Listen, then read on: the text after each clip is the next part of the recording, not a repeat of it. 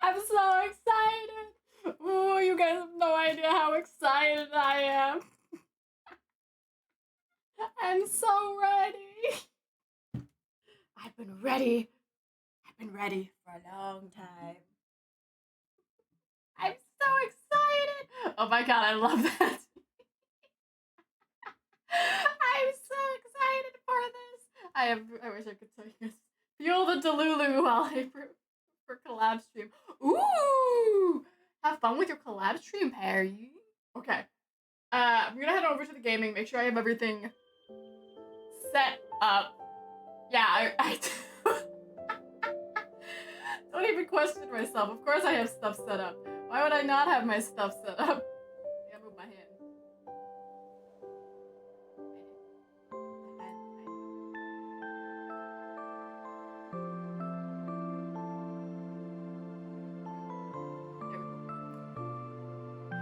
There we go, that works. Good luck on your polls. Thank you, do not worry. We're ready. I'm not even waiting. We're just diving right into this. I am so excited. I've been waiting for so long. I've been so ready. Did you keep talents crossed? You get both cards in less than 50 pulls. Yes. Oh, hello! Where are you? Hi! Yes, we're going to get you a bully for my husband, your father. Here. You're not getting any more treats. You've already gotten your treats. Good luck, Noah. Thank you. Everybody giving me luck. Good evening, Miss Crow. How you doing? It's Silas Day. How do you think I'm doing? How do you think I'm doing? It's Silas Day. What's he wearing today? Oh. He has hearts! He has the hearts on his head! What?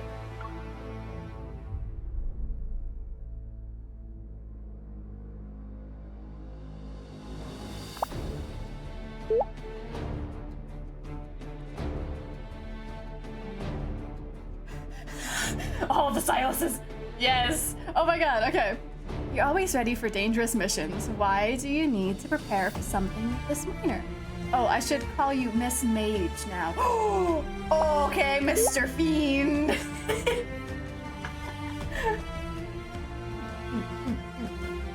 Wait, was something wrong?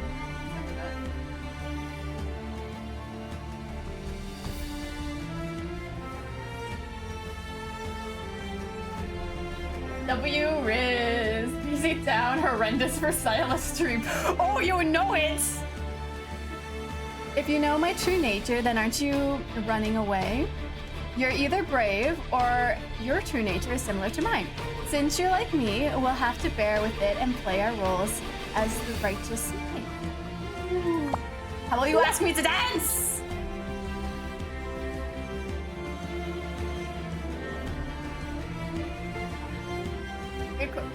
How will you ask me to dance? When the time comes. I need to think about whether or not I should accept your invitation. Good question. I can save you the trouble of thinking about it. Invitations are a gentleman's duty. A fiend will just force you to follow steps. Athena! What did you knock over? Go. Oh, little troublemaker. Go in your clever. She's being a little pest. Being a little pest. I love the plushies so much. Actually, I have it for free. It's up on my Ko-Fi. I should put it on my VGen too, but it's up on my Ko-Fi. It's up on my Ko-Fi for free. You can download it for free. You get, there's one of all the love interests. There's one for all the love interests.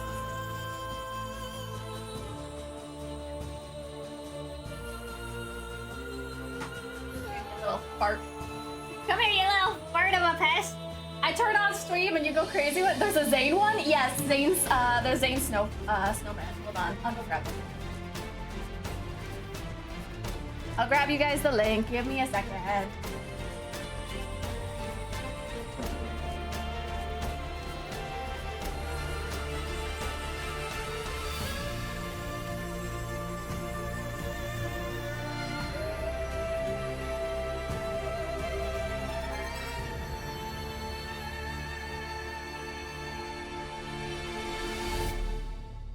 my god, is there a Caleb one? Yes, there's Caleb's, there's the apple, there's the snowman, there's the artsy bird, and then there's the bun. And of course, there's the crow for Silas. In the Delulu we trust, absolutely. There you guys go, there's one of all of them. Also, I know I have to claim sub-server maintenance. Claim all. Woohoo! More diamonds! I also read, so for those who don't know, apparently,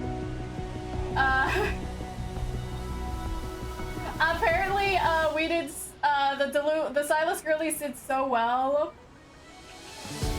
Log in now to claim 20 pulls in game materials. Oh my gosh, why is it?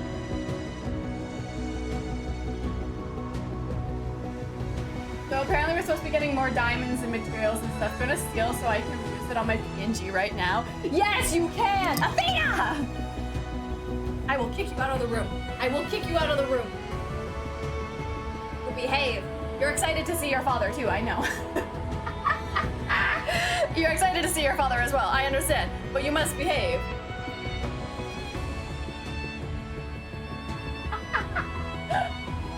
Alright, where do we start? I don't even know where to start. I'm just losing my mind. Time to collect my stuff. Yes, let's collect the stuff first. Father. Okay, we're collecting all my free stuff first. And this. Obviously, we're getting this because there's a reason why I had that exact amount of gems remaining. Yes, thank you.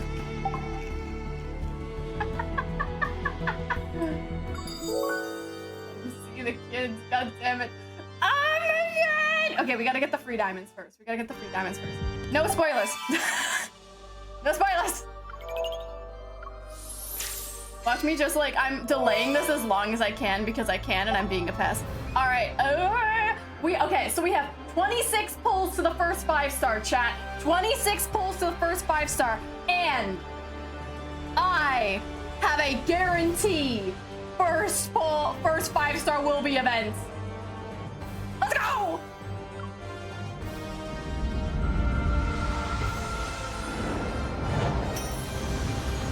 Okay, no 5-star. No 5-star. No 5-star. This is okay. This is okay. We still got a long way to go. We got a lot of pulls. This is fine.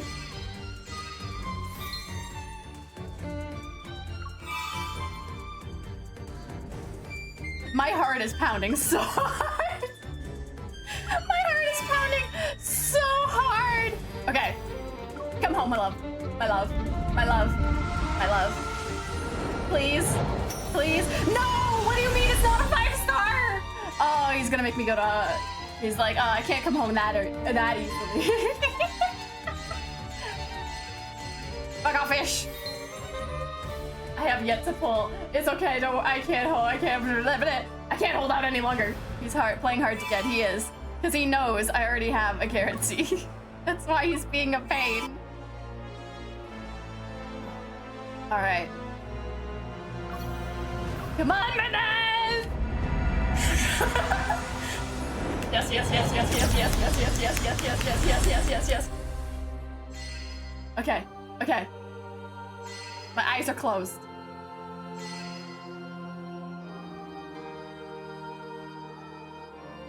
Oh my god, I'm ah! Why don't I hear anything? What's happening?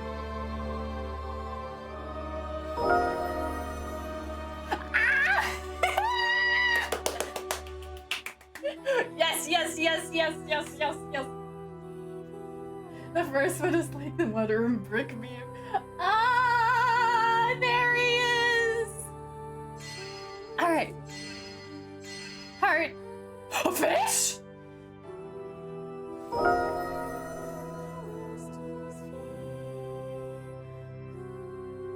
Oh my god. Oh my god. I just got another guarantee. Oh my god. Oh my god!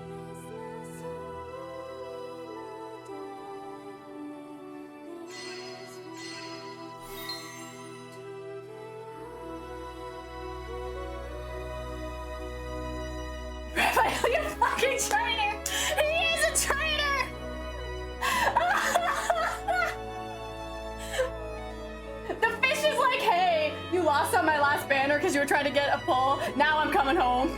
Fuck you, fish! You should start gambling.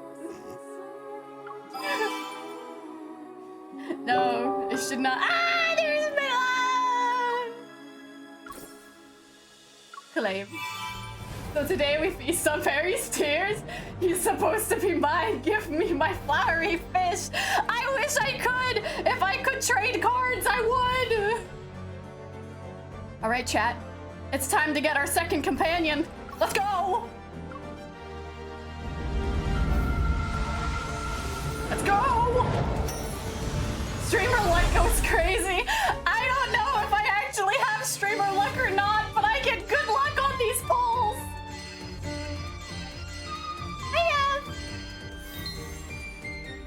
Dallas decided to wear his Dragon Myth outfit for me today. Mine has the Night Blooms outfit on, but with hearts on his head. I love it.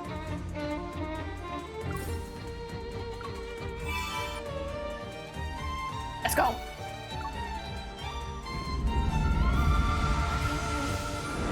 Good sign. Yes, it is a good sign.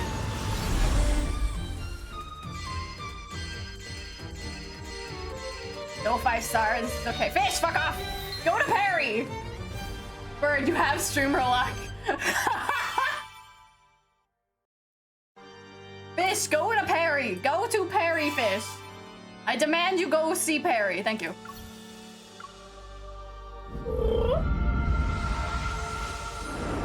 I don't know why I almost just gave myself a heart attack there. I thought I heard the sound of a 5-star. Come on, Silas. Always the damn black shirts. Oh, hi, Fish. Perry, take your fish. The fish won't leave. Screw up, fish. Silas, my neck is ready. You can nom it. I'm ready. I'm ready. Nom-noms. No! 5-star! Very subtly. Oh, hi, Silas.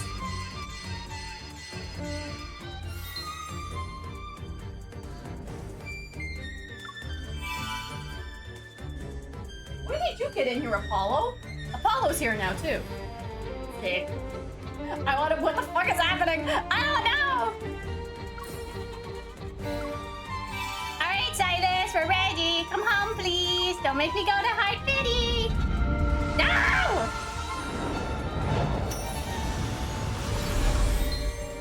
Stop making me go to Hard Pity. He's playing hard to get. But you know what? This is okay. This is what I've been saving my diamonds for. Oh my god, he's really making me go to Hard Pity. Oh, okay, fine. You're making me go to Hard Pity. I'll accept this one time. Reverse streamer luck. Don't worry, I got a 2 5-star earlier. This is just fair. All right, now come home, my love. It'd be great if you came home twice. It'd be great if you came home twice. For real, double.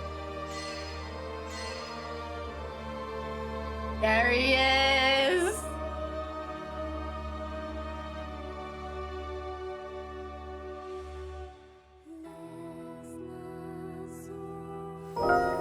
Yay!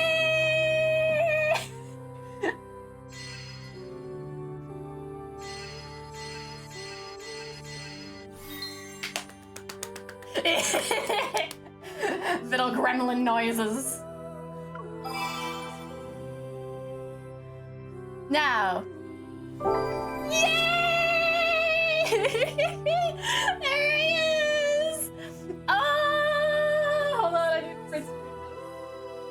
Yay! Oh, I'm so happy. Hi! Did you guys think I was done? I'm not done! We're going! We're still going. This is what I have these polls for.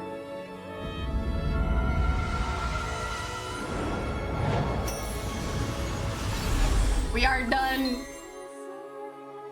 No, you got this, R3, all of them. Now max him to level 80. Oh, don't worry, I've been saving up for that.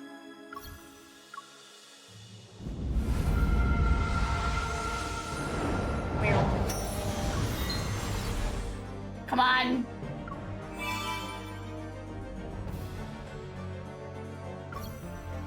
Which will come first? The box?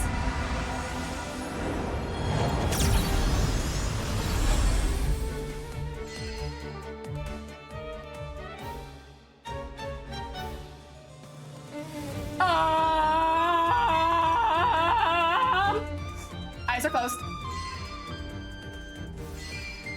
Oh. My heart. My heart.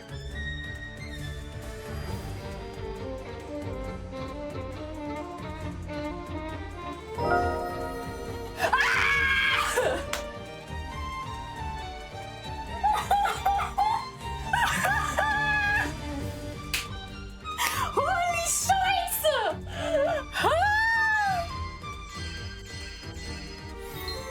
My husband loves me.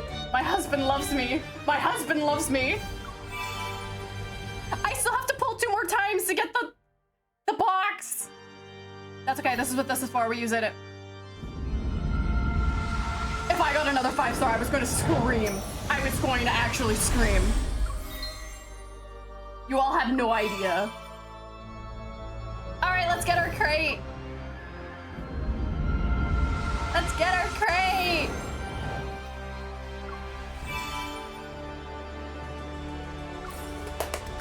Infold goods. Yes, baby! Hey.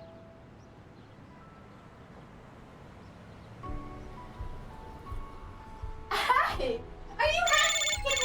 Oh, Silas, hold on. Silas, hold on. Hold on, I about missed your video call. Hi. Why the sudden interest in interviewing me, sweetie? Planning to change careers and become a journalist? So, you'll be the association's representative for an interview on some social issue, and you want to practice with me. Shouldn't I be the one interviewing you? No. I can spare a bit of my time to hear the questions they have lined up for you, I guess. I will obviously be the one here to interview you and ask you how you were so With hot. questions like these, that interviewer must not be much of a pro. Since you find their questions unprofessional, why not be proactive and prepare some for them to use yourself? Ooh, good idea. You think you have no experience and don't know what the audience wants? Well, time to gain some, sweetie. I may still be recovering from cold, but you know what? This is You fine. have 10 seconds to come up with the first question for me. Okay. How are you so hot? Really? After all that thinking, you're just asking how many houses I own. A cunning crow always has more than one nest. Yes, how many houses do you own, my love? How many houses You do have a we knack own? for summarizing things. But don't worry, kitten. No matter how many houses I have, I won't forget the place I'll be returning to later tonight. And let's say I did forget. I'd just head to your place. Next question. Damn! First houses, now cars. Who or what taught you this sort of interview style? I don't have a favorite, but there is one that always catches my eye. Ooh, which one is that? Is it the 300 Yeah, series? the one you painted half in pink. Oh, that's your... All right. I only have so much time for an interview. One last question. He's so smooth with it, yes. You want to know why? I realized short online interviews are pointless. Subconscious actions, subtle changes in expressions, and gazes that sharpen when a particular topic is mentioned. Ooh. These crucial details can't really be captured in a video call. Oh, so let me guess, you're gonna come over. Besides, I have a feeling someone is keen on learning about my personal life. There's no better way to do it than face to like face. A bird and hand pose. You can get at Affinity 172 with Silas just for his third myth. What? Look at my love! Look at him! Look at his little hearts on his head. Poke, poke, poke. Yay! You should be full of love. You came home. Not once, Not to twice. That's not the one. I need this one. Limited time crate.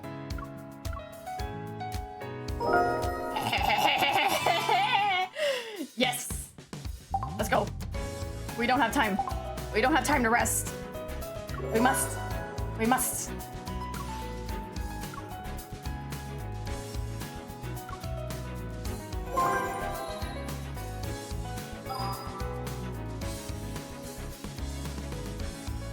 Do not worry, my love. Do not worry, my love. R1 so far. You got this. My Silas, my Abyssal Sovereign Silas, I got to R2 this year. So my goal is next year I want to get Abyssal Sovereign to R3, or whenever his next run comes back around for Abyssal Sovereign. I don't want to like empty my wallet trying to get them there, but I'd like to get them there eventually. No rest, just Silas, absolutely. Yay! Okay, let's go grab our stuff. Why I wanted R1? Damaged. Why did you want R1? Next question, please. Oh, and where's the fish? Where's the fishy fish? Fishy, fishy fish! Come here, fish, I need your diamonds. No reason. Where's Raphael? There's Raphael. Fishy, fishy, fishy fish, give me your diamonds. Woohoo! And the lunar shards, thank you. Thank you, fish.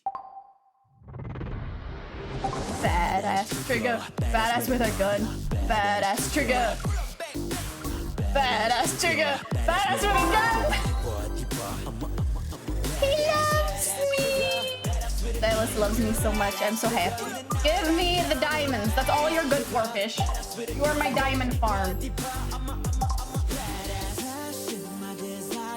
Literally the only reason why I use the other guys. I use them as a diamond farm. Anyone else got diamonds for me today? You do! Good! How to use the men. Diamond farm for husband. Let's go. Honestly, that's real! We're gonna get into the Silas story in a second.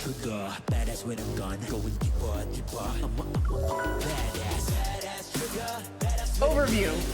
Just overview. Like.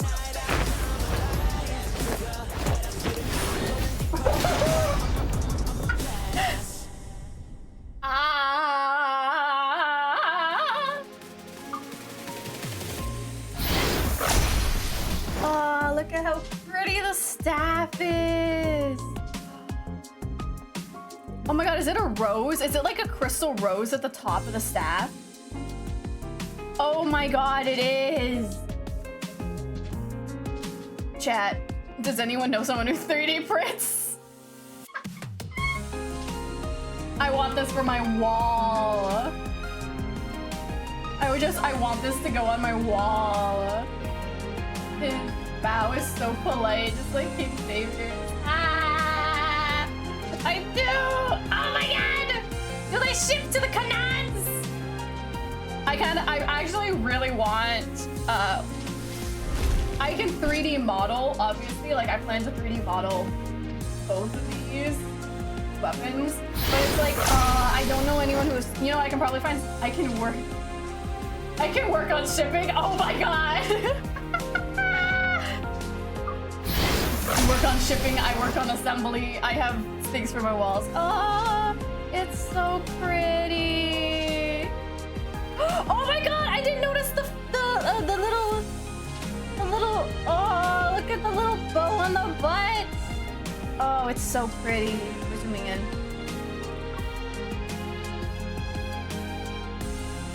Look at all the beautiful little ornate details. Why were people so upset with this? It looks so... Oh wait, the hair actually looks pretty nice. Now that I get to look at it from the back, actually, I don't mind the hair. I wish like it was wavy because that was more popular in Victorian times, but I actually do not mind the hair now. Did you finish all your pulls? Zim, I got it. I got him 4 times. I got him to R1, which means I get damage Silas.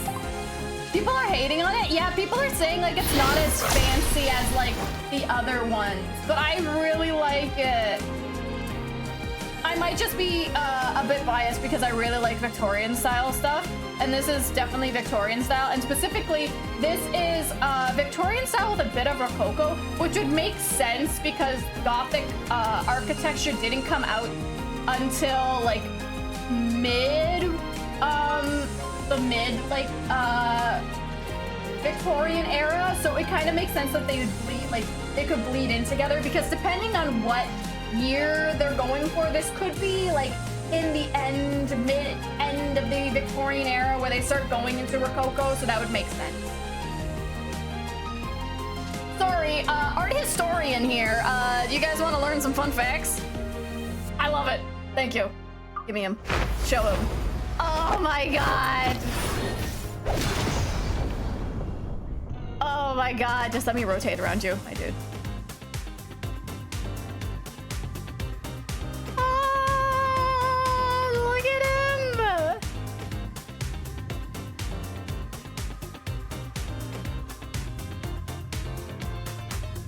Oh my god, what is this fabric called? I literally have this fabric.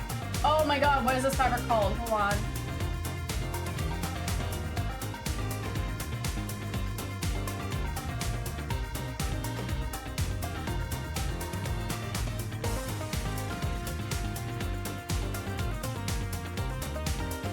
It starts with a T. It starts with a T.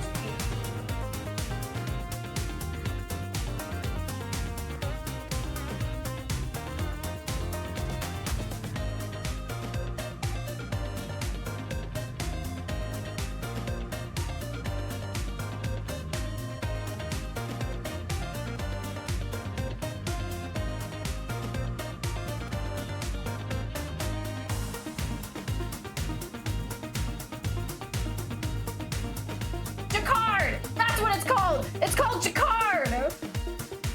I see people were complaining that the last two, Xavier and Zane, were too similar. Yeah, people complain about everything, it's fine. This is Jacquard fabric, ladies and gentlemen. Jacquard fabric is a very unique way of doing fabric. So it's actually, the pattern is woven into the fabric itself. So it's actually like woven into the fabric. So you could invert the fabric and you'd have the pattern, the exact same pattern on the other side, just colors inverted. Jacquard fabric is very expensive and it's a heavy weight fabric, which refers to its style type. Very, very commonly used in high aristocratic fashion in the Victorian, Rococo, and periods and Edwardian periods. So just know, this is Jacquard fabric, which more than likely puts this in a time period in the Victorian / Rococo period. And secondly, you should also understand that this means this man is at least a count, because he'd have to be in high society to be able to afford this. Oh, and this also means we're probably in France. This probably means we're somewhere in either France or Europe. Why? Because if you guys can't tell by the name Jacquard, Jacquard fabric was most commonly presented in France, if I remember correctly.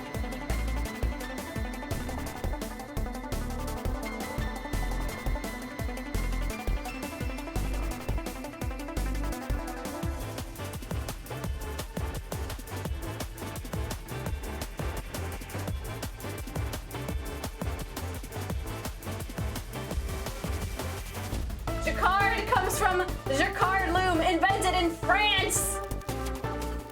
French weaver Joseph Marie Jacquard in 1804. Congratulations. See guys, I know my shit. I know my shit as an art historian. You. So, we're in France. We're in France. Show me them in the pants. Oh my god, look at the gems. Oh my god. There's a bird! Oh my god, wait, there's a bird on his staff. There's a feather on his staff. Oh, I love it. I love it. Dude, can I just see your staff without your hand in the way, please? No? Okay, fine. Mephi da French. I don't wanna be French. Oh yeah, I also got him recently. He came home on the standard banner. All right, it's time, chat. Now we're gonna go play your cards and cry in French.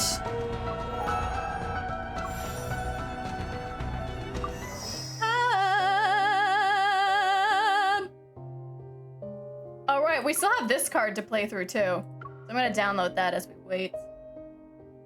It's a Silas day. This is fine. We're allowed to go crazy.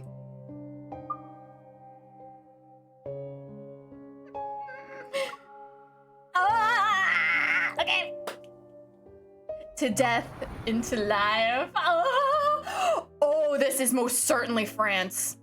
Oh my god, this is most certainly based off of Victorian France. Why can I tell you that? Because of this chapel right here. This chapel highly resembles that of the wonderful, amazing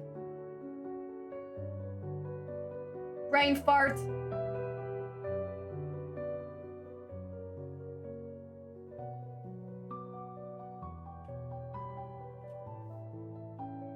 Notre Dame, that's what it is. It's highly highly looks like, it's similar, it's not exact, obviously, because they're not like copying exactly, but this highly replicates Notre Dame. Also, you can tell by the buttresses and stuff here, and the floors on the decorations here, you can tell that these are pointing towards French Gothic architecture, because the French Gothic architecture is the one that highly used the floor and also had more flying buttresses than anyone else. Begin!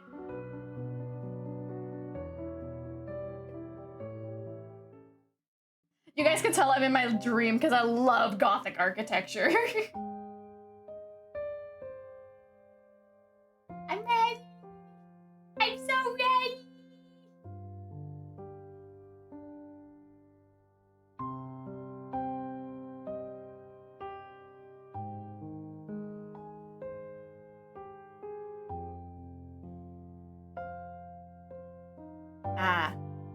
The most the most fantical blindness is born from the darkness depths of ignorance. An era in death's shadow engrosses itself in magical fantasies. Mages represent the mortal world's hope and faith. Fiends reminded in verse whispers. Oh, what's going on? BZ was my favorite streamer. Hold on, let me start this over. Mages represented the mortal world's hope and faith. Fiends rendered in verse whispers their way through the aristocrats' banquets. Masses worshipped magic's radiance, and mages yearn for the sacred core's mercy. In a world of imminent decay, entering the sacred core is the only method one can use to rewrite fate. This is the only path. Doomsday's Realization, Chapter 1.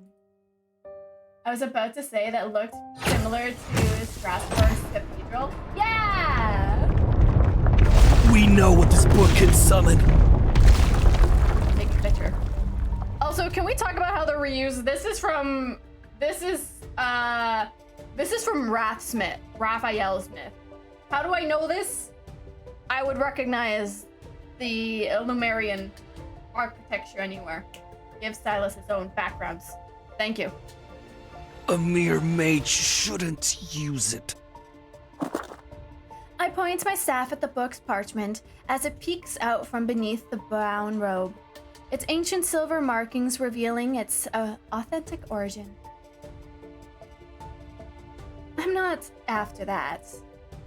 What I want is Silas. Are you aware what happens to those who dare to summon the Archfiend Sovereign?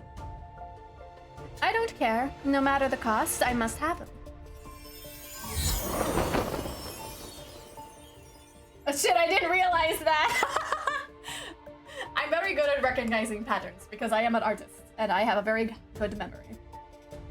The gem at the tip of my staff emits a faint red glow, and the book rises into the air. Excruciating pain akin to flesh being torn apart and devours every part of my being. My curse is revealing itself once more. Why must it happen now? The fire mage notices the falter in my step. A magical griff appears under his palm and a creature made from soul fire leaps forth. Fiendish flames! Curse mine enemies!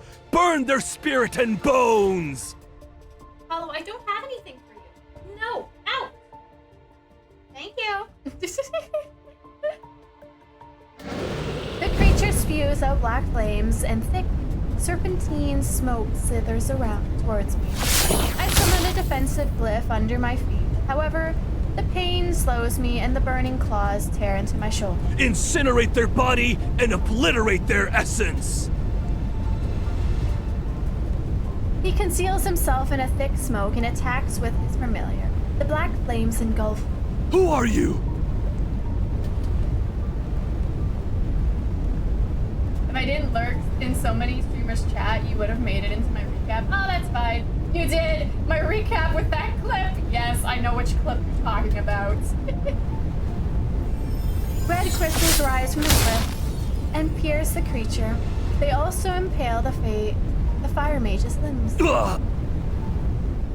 I emerge from the black flames, the blood from my shoulder dripping onto the scorned hem of my clothes. A body that cannot die!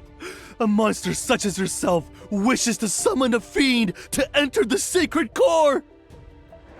I stay silent, merely pointing my staff at the book he holds. The blood-stained tome flies into my hand. You're already immortal! Why would you rewrite your fate? I'm a total newbie, but trust you'll be on my 2026. Yay!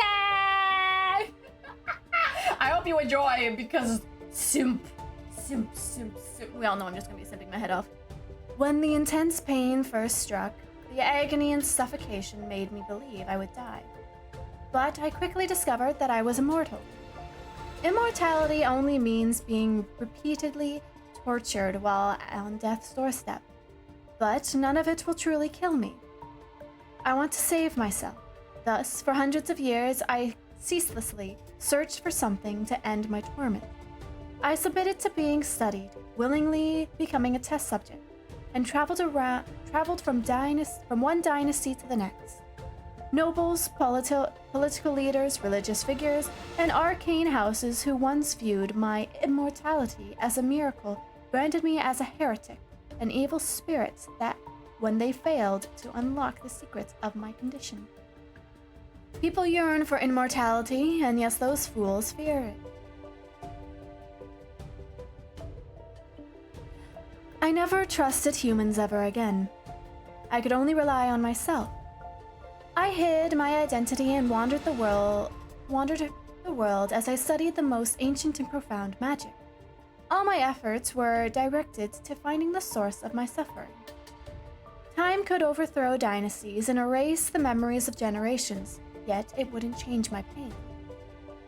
Then, the woman who taught me forbidden magic told me my torment stemmed from an ancient curse. Furthermore, no magic in this world was capable of removing it. Only by entering the sacred core and beginning anew could the curse be lifted. This was my only path. And yes, I will be using the voice acting voice today, so you may all enjoy that. Ooh! New environment to add to my environment book. Yoink! I entered the tower, the blood-red twilight illuminating the worn text on the parchment. The Fallen's Pact. Akin to a shadow that always presents, the searing pain tears through my body. This curse is beyond my memories, and yet at this very moment I sense a strange lightness. I've lost count of how long it's been and how many mages I confronted for this tome. For an immortal, time and memory are destined to fade. Silas. I turn the tattered pages with my blood-stained fingertips, and dark ink rises. That name seems to awaken from its slumber. Ooh, here he comes! I'm ready! His name is ancient and no different from night itself. Yet, it's neither a divined whisper nor a simple inscription on stone. Depraved, he descends into several shadows. In that realm, light has never bowed its head. A lonely city stands as his coffin, and only the purest of blood serves as his substance. To summon an underworld's fiend, the ritual glyph must use blood as its chain. Draw the spiral and connect the shadows. Those who bind him will inevitably be bound themselves.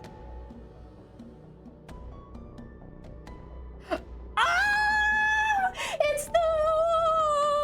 No! My heart! No!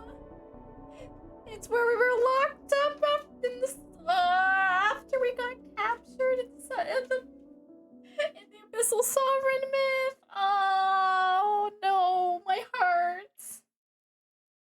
The underworld is where fiends exist, and it's a place where humans cannot enter. However, powerful mages can summon fiends to serve them.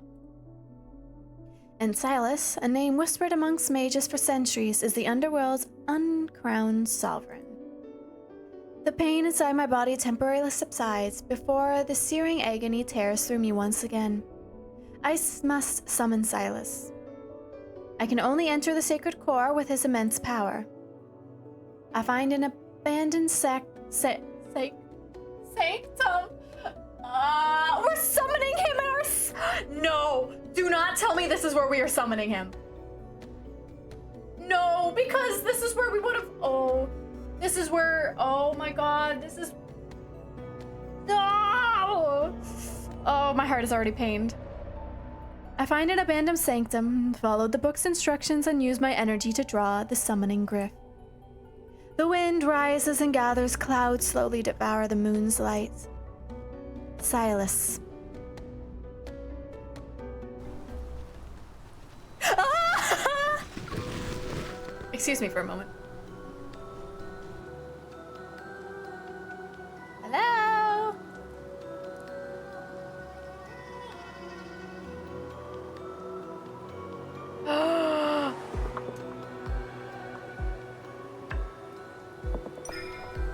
We're summoning him! No!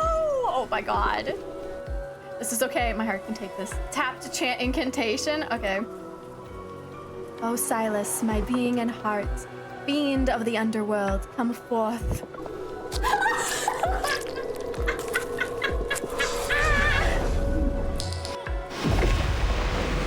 Oh my god!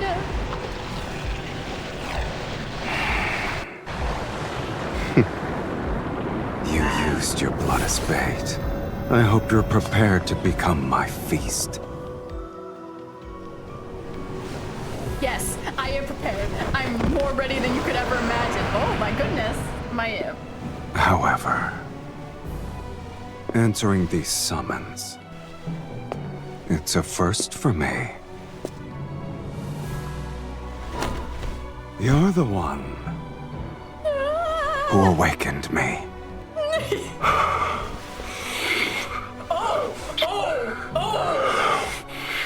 Oh, I was not expecting that. Oh. Holy porches are holy cannoli. Bangs. Oh, okay, cool. Hyland.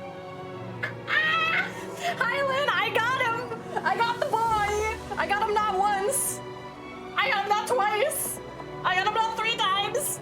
I got him not. I've been here. Holy Zuvi mama. Hi. I'm taking this picture. Hi, love. Oh my god. That's your man. It is. Look at him. I'm gonna boop his nose. Oh, never mind. He actually. Oh. Shall I give you a chance to resist? Oh, the fangs are so hot. Oh my god. Hey, Nyla. Hi. Ooh. Oh. An amateur's trick. Oh, we're dancing! This is how you should do it.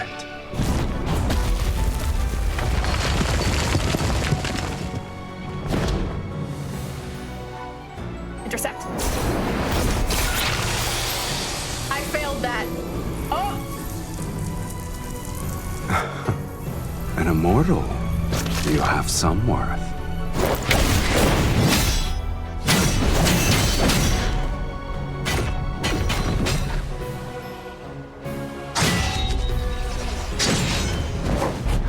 But this ends now. Ouch! I know, but oh, his wings! No, let me take a picture of him with his wings. Thank you. You're not stopping me. I'm taking as many as I want right now. Okay, control him? Sure, why not?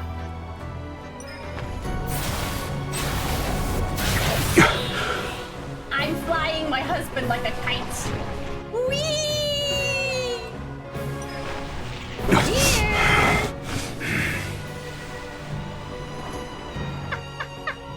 His shirt is not. Guys, that's a mesh shirt.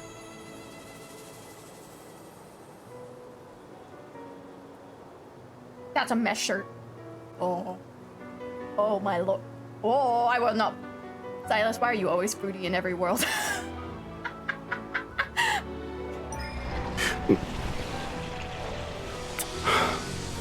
Oh.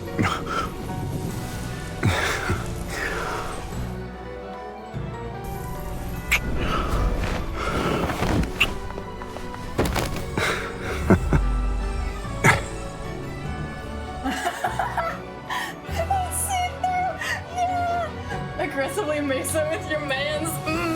You guys know I would. Guys know I would. I'm still. Lynn is just here being like, oh, I've never seen you sip so hard in my life. Oh, his little smirk. Oh, his raised eyebrow. Oh my goodness, this is perfect. Check the linkage.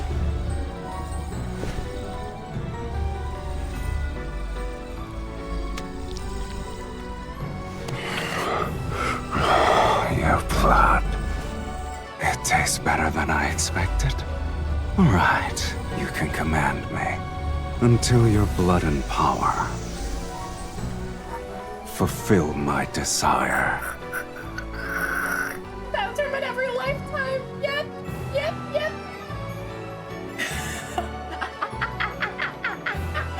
I'm loving this so much.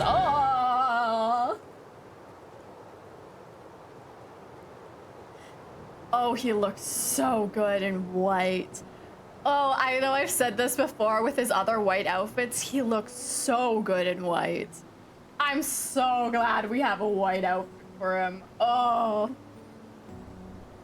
Clouds disperse and the blood-red moon returns to a soft yellow. His shadow looms over me. Speak. What do you want me to do for you? Shall I capture 10,000 magical beasts and extract their energy?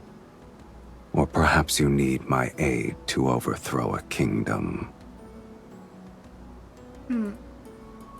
Before I can open my mouth, a subtle, strange ripple materializes in the air. They were quick to find me. This place is so desolate that even ghosts would avoid it. But it seems you have visitors. Are you famous? Why are you talking about ghosts? Aren't you one yourself?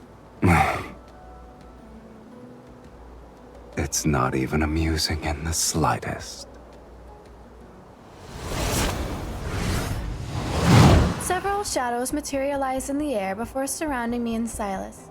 Wearing a robe, the man acting as their leader points at me. You're the one who killed the fire mage? I turn to Silas. Killed them? Kill them, Silas. Are you insane? Sneering, he taps his staff on the ground. You put on a spectacle to summon me, Also, you could order me to crush some insects. How ridiculous. God, you look so good with the long hair. I can't think straight right now. I'm just kind of staring at him. You said I could command you. Yes, I did. Please allow me to finish that sentence. No changing. No You taking can back. command me. Though, whether or not I obey depends on my mood. He leans against a stone pillar and idly twirls his staff to amuse himself. I expected Silas to be more impressive. I guess the Fallen's Pact is nothing more than a nonsensical legend. Oh, you just pissed him off. Happy husband, happy life. Oop, right to work. Yep. Flames erupt from the attacker's sleeves and transform into dozens of serpentine wisps that lash out. Silas, you're making me look like a poorly executed joke. The summoner determines one's reputation. You are nothing but a nameless mage. You don't know the saying then. What a person uses reveals their taste, ability, and status. The linkage materializes around my wrist as I pull Silas's arm. Forced to shield me, he stands between me and the attack. Before the wisps reach us, a black-red mist stops them. And that man fucked up. Yes, he did. He pissed off Silas. In the blink of an eye, they turn and strike the figures surrounding us.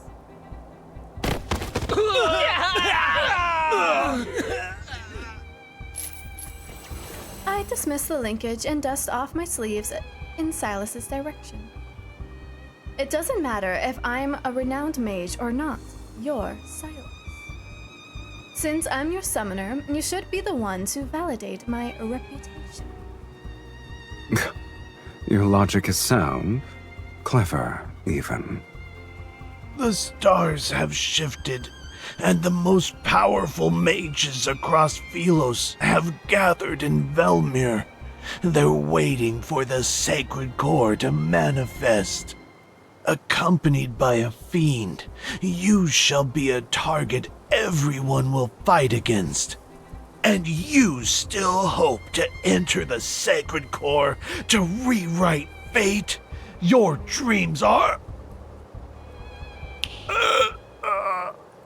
killed him with a snap! Oh, that's such Silas. Silas snaps his fingers. The assailant is interrupted. He clutches his throat in silent agony, as if struggling against an invisible hand. But Silas's gaze remains fixed on me. You summoned me to enter the sacred core.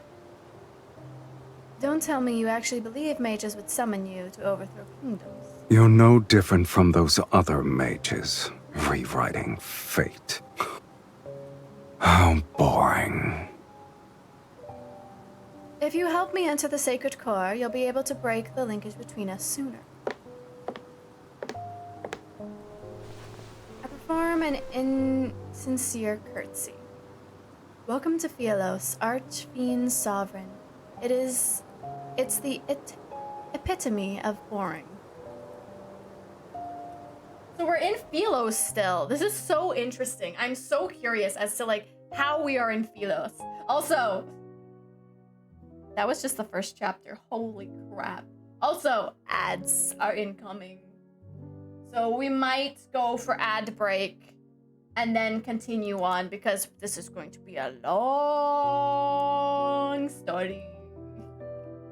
We all know it will be, but this will be worth it because I'll be silent. Okay, so I'm gonna go to the ad break. I'll see you guys when the ads are done. Yeah. I should probably get water. I probably need water. So I'll see you guys when the ad break is over. Okay, see you guys shortly.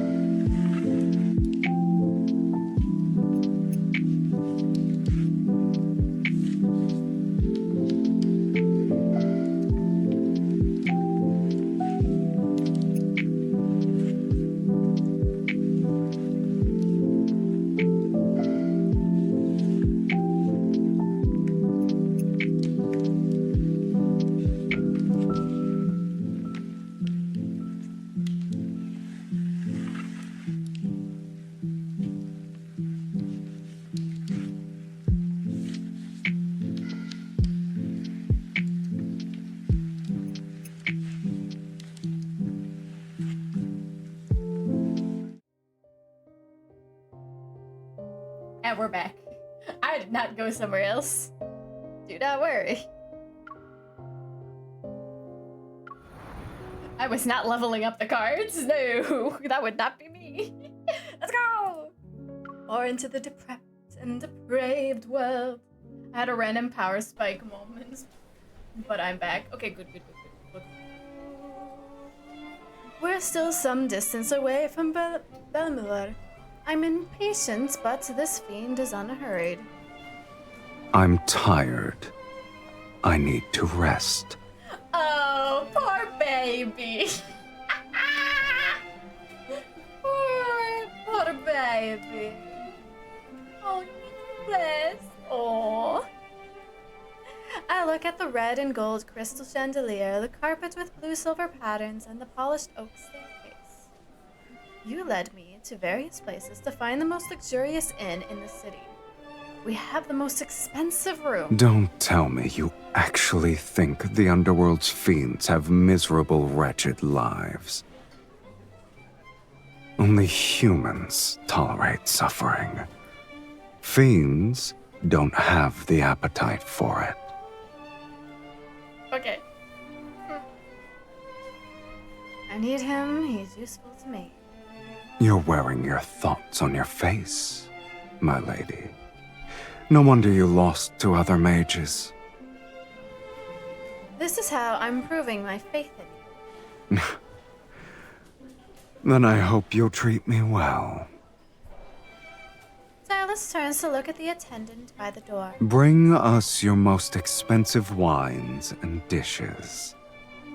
All of them. Yes, sir. Ah, yes. A taste of rich. Did you notice you're 49 followers away from 2K? I did! It's so crazy. It'd be crazy if we reached that by the end of the year. I know that was one of my goals at the beginning of this year, but I know I had a major snag when my old, when I got hacked in my old X account, my old Discord account got lost in a hack. So I know I had a bit of a snag, but I'm happy we're almost there. The enormous table is filled with exquisite dishes, separated by a dazzling array of silver platters and candelabras. Silas and I sit at opposite ends. I viciously hack at the steak on my plate while staring at him from across the table. He swirls his wine glass. Books say fiends feed on blood. I didn't expect your appetite to be enormous and diverse. Your tomes are correct about the blood Oh, part. sorry for that. You got this. Ah, thank you. Thanks for. Oh my god, you're 25 away from 202. Oh my god. Harry, we'll get you there. We will get you there. I cannot wait to see you get there. Oh, he's so much. Then why did you order so much food? I have to make it special. This is our first dinner.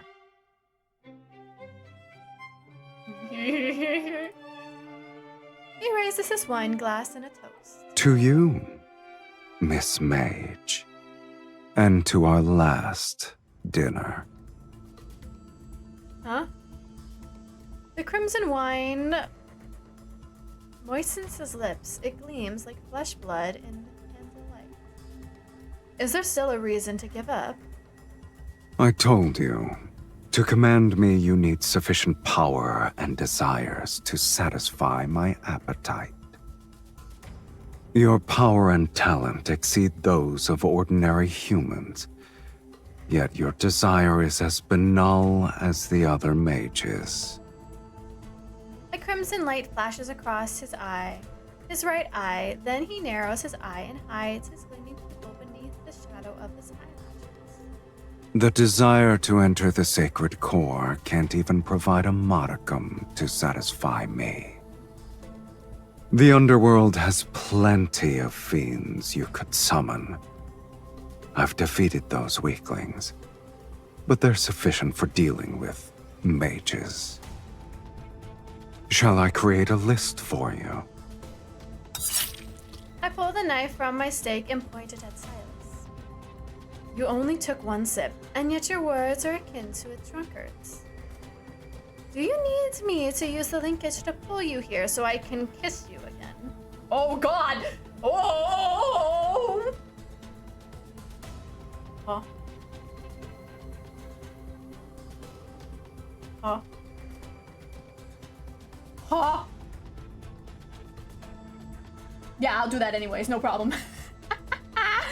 You might become sober. Go ahead. Let us see who's the hooligan here. I may have touched him. I may have touched him. I may have touched him.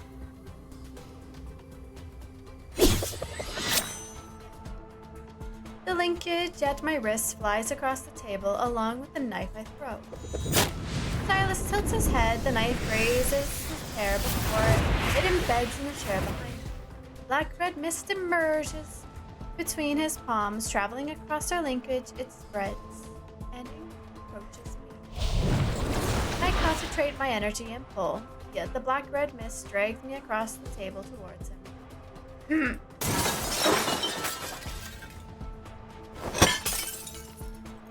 His staff is pressed against my throat. I'm pinned down on the table and miss the chaotic mess of the Didn't you want me to be sober? One kiss isn't enough. I grab a wine bottle from the table and swing it at him, but he swiftly blocks it. Oh, only wine spills out. He carelessly tosses the bottle aside, and he touches my face to wipe away the liquid. Since I still have some patience, you have one last chance to make a rational choice. No, I'm irrational about you. So there's no chance I'm making a rational choice right now. Bunny, hi! Thank you for the lurky. When his fingers move to my lips, I bite them. My teeth sink into his fingers as I meet his gaze with defiance. What else are you going to do? Kill me? If you wish to know of matters more absurd than death, I'll grant your wish.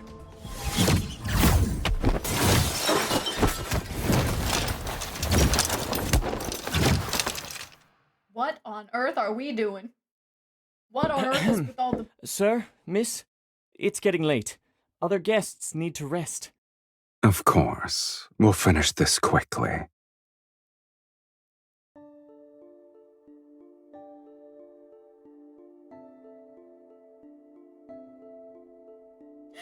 Oh. Oh. Ow. The chaos in the room moved from the dining table to the bedroom. I barely dodge the energy blades from his swinging staff. Before I can launch a counterattack, I'm pinned to the headboard. Shh.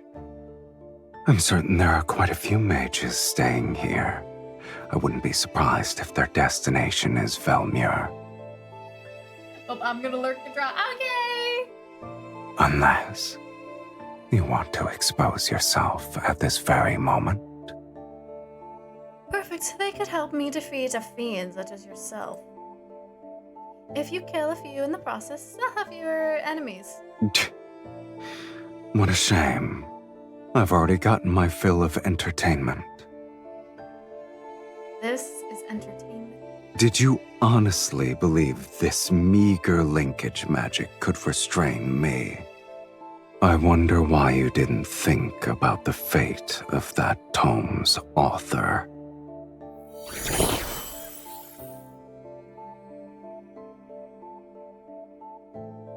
Black-red mist swirls around the bed's curtain ties. It binds my hands to the headboard. Oh my god! Forcibly breaking our linkage will harm us. Do I look like I care? You won't perish before my eyes. On the last page, the Fallen Pact states that when the linkage is forcibly broken, the party with weaker energy suffers a more severe adverse reaction. Silas's energy is greater than mine. This bastard. He shakes the linkage on his wrist to taunt me. Then he turns and walks towards the door. Delulina! Yes, it is! It is Delulina! As the distance between us increases, the linkage connection on our wrist grows increasingly taut, and the force surges up my arm. It overwhelms my body. The linkage's light gradually dims as it tightens, and slowly being extinguished. Silas. Farewell, Miss Mage. May we never meet again.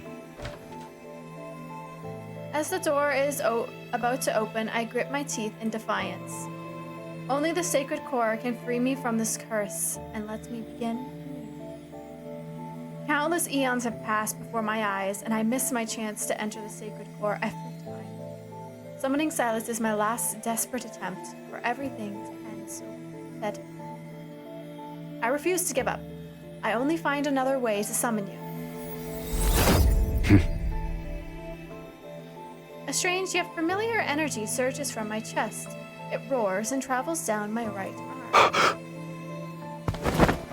A powerful invisible force pulls an even greater energy towards me. I open my eyes. He steps outside the room for a moment ago, but he's been pulled back to stand in front of me. Huh? He falls onto the bed with me in his arms. The linkage between our wrists has formed and emitted a radiance I've never seen before. Impossible. What's happening? Wasn't the linkage broken? Before I can process this event, Silas's other hand is already at my throat. It's not a normal connection. Where did you learn this forbidden spell? It's behaving differently from what it's described in the book. Never mind, I'll just bluff him. I'll bluff him for now. I put on a mysterious, knowing smile and look into his eyes, angry, curious flicker in his gaze. I'm not an ordinary mage. After all, I've been graced with immortality. I didn't expect to see you again so soon, Archfiend Sovereign. Isn't this more absurd than death? He doesn't immediately contradict me, so I seize this chance.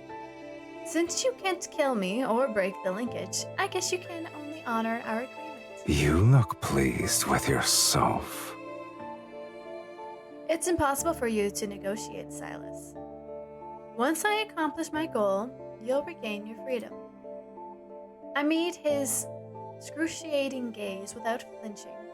His gem-like eyes seem capable of capturing my soul. I shall temporarily withdraw my previous statement. Ooh. Being summoned by you might not be that boring. Oh, I'm sure it won't be boring at all. I'll entertain you. He pulls his hand back, and I secretly let out a sigh of relief. Then I'm aware of the lingering warmth his hand left on my neck, and the heat that envelops my entire body. Untie these ropes first. Also, I'm sleeping on the bed. You may have the couch. He unhurriedly helps me undo the restraints on my hands. However, he shows no intention of standing. I'm hungry.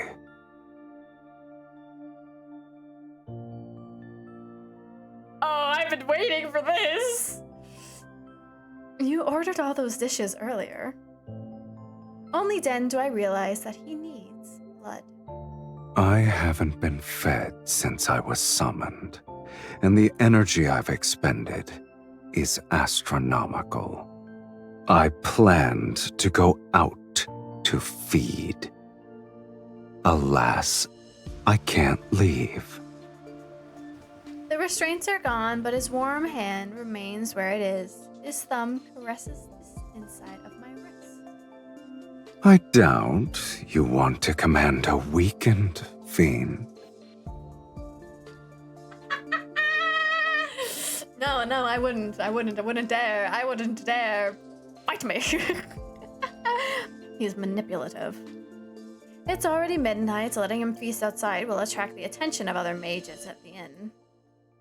Of course, he knows my concerns. He's simply negotiating. I'll respect your decision, Miss Mage. I take a deep breath and offer him my wrist. Hurry up and drink. I need to rest. Just so you're aware, I like the taste of your blood. Why is that hot?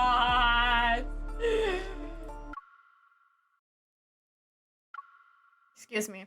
I need to save that. Fingertips brush over my veins. Under flickering candlelight, sharp fangs pierce my skin. They are neither brutal nor gentle. The scent of blood fills the air, and I watch him. His eyelashes slightly tremble, and his Adam's apple bobs. A crimson hue stains his lips. Have fun with Vampy Husband? Oh, I will! Can I? I can. Oh, that's fine. Thank you. Thank you.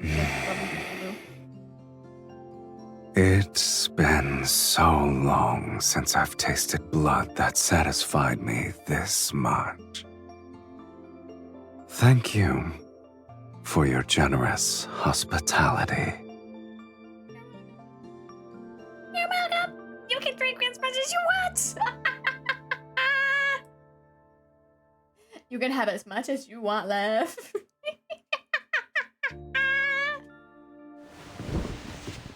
No, I don't have any treats for you, Apollo. Oh. Oh, this lighting. I just want to pet his head. After his meal, Silas lies down on the sofa. He's had his fill. The night is quiet. Moonlight pours in through the gaps between the curtains and shines on my wounded wrist. The blood has crusted over, and my injury shall heal. Soon, nothing will remain but a faint streak of dried blood.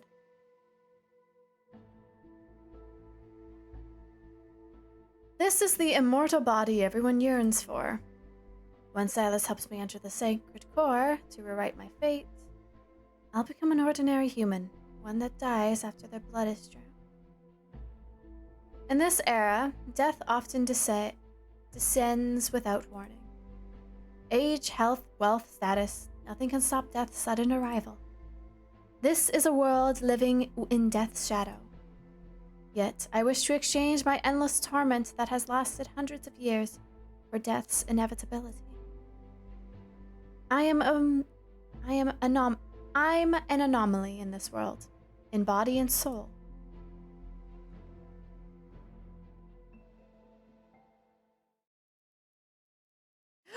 New background! I don't know if this is a new background. I don't know if this was in Xavier's new myth because I didn't get it, but I like this background. It's very, very Victorian. Yes, this is most certainly very Victorian. Although there are Rococo elements, so highly possibility this is done between the cusp of the two eras. After that night, Silas and I agree to a temporary truce. Our long journey ends, and we arrive at Velmur. Warm and weary, I lead him to an estate perched on the city's highlands. At last, I have the honor of meeting you. Welcome home, Countess. Before departing for Velmur, I hired a reputable housekeeper to prepare the manor for my arrival. As per the instructions in your letter, I hired servants to clean the premises and buy the necessary provisions. It's a shame this magnificent manor was empty for a long time. It's wonderful that you've decided to claim your inheritance, my lady. Portraits display a generation of refined women hang along one side of the hall. The housekeeper's gazes at them with an expression that reveals reverent admiration. This is my great-grandmother. Here is my grandmother, and this is my mother. I point to each portrait as I introduce them to the housekeeper. Your lineage is unmistakable, my lady. You're the spitting image of your mother and grandmother. They're all just portraits of herself, aren't they?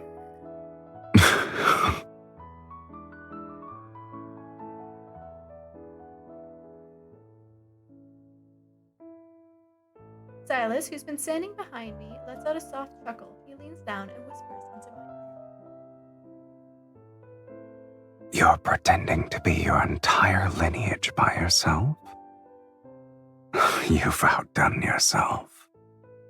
Thank you. I knew that's what we were doing. I resist the urge to turn around and glare at him. Instead, I maintain the proper decorum that's expected of nobility. Please forgive my negligence. May I ask who this gentleman is? I want Silas to jump in and say I'm her husband. He is my fiancé. I'm her husband. I knew it! Yes, we're married. You may address me as Count Cyrus. Dude, how many names do I gotta remember for you? Oh my gosh. And that actually makes so much sense. Oh my god. You are so quick at thinking holy shit.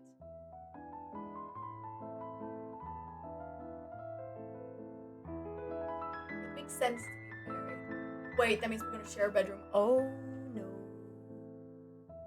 Oh no. Oh no. You know what? Yes. Oh yes. Sharing bedroom. I approve. My apologies, my lady. You didn't mention your marriage in your letter. I thought... I shall prepare the necessities for the Count at once.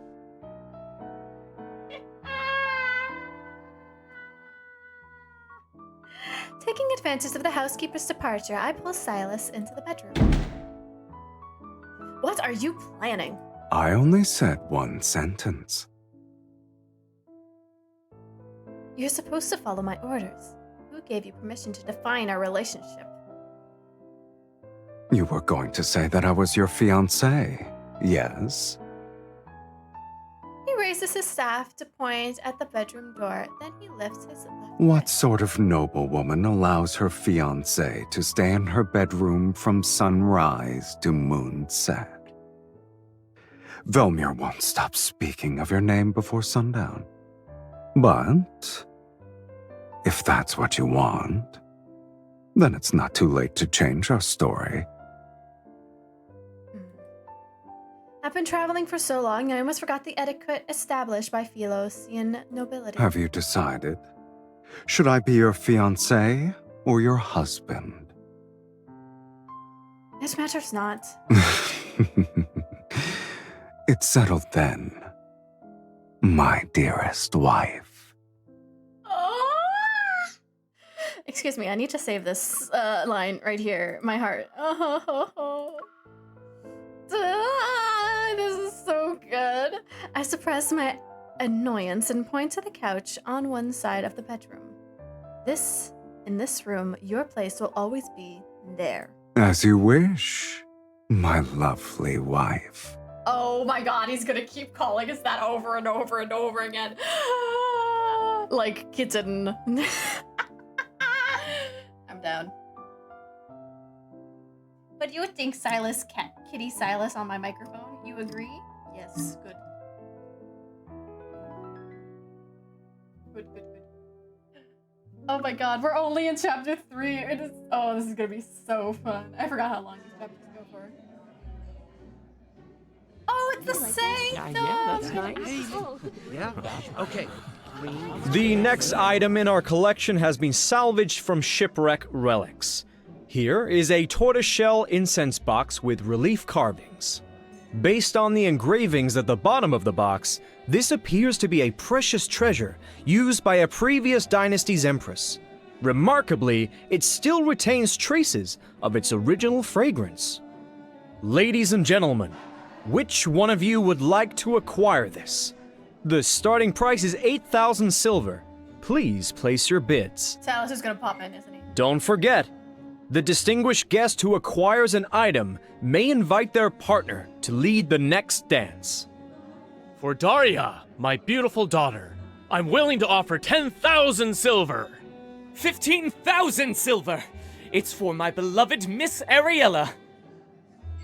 I yawn listlessly from my corner in the banquet hall. When will they reveal that fragment of night's whisper? I didn't expect there to be this many mages present at a ball.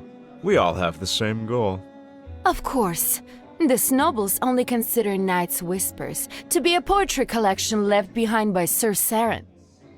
They forgot that he was the greatest archmage in Philus's history.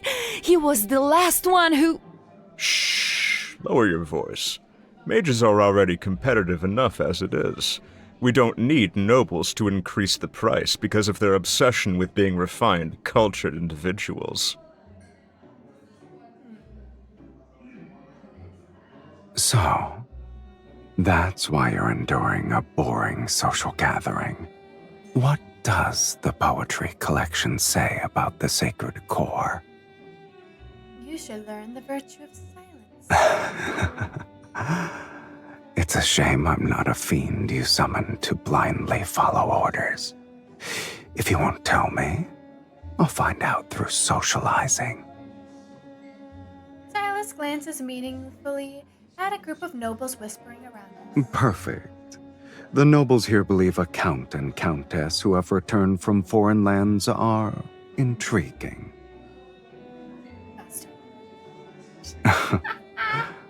One must be evil to know another villain. Under the curious gazes of those around us, I pretend to affectionately take Silas's arm, then I lean towards his ear.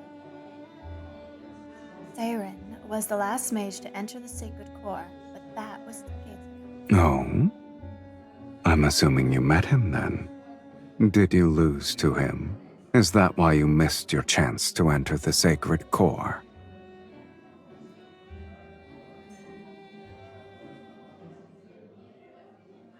Unhurriedly, caressing my cheek, he savors my silence. I guess the mages believe he wrote a prophecy that tells of the sacred core's next appearance.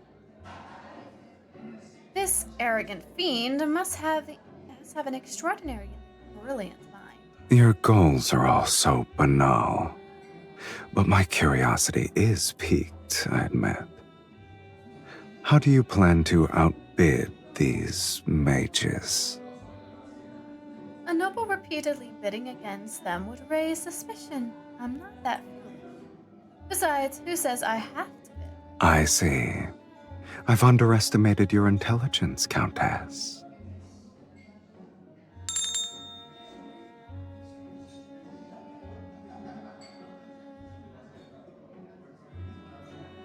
An attendant carrying a silver case steps onto the podium, and the Marquise speaks again.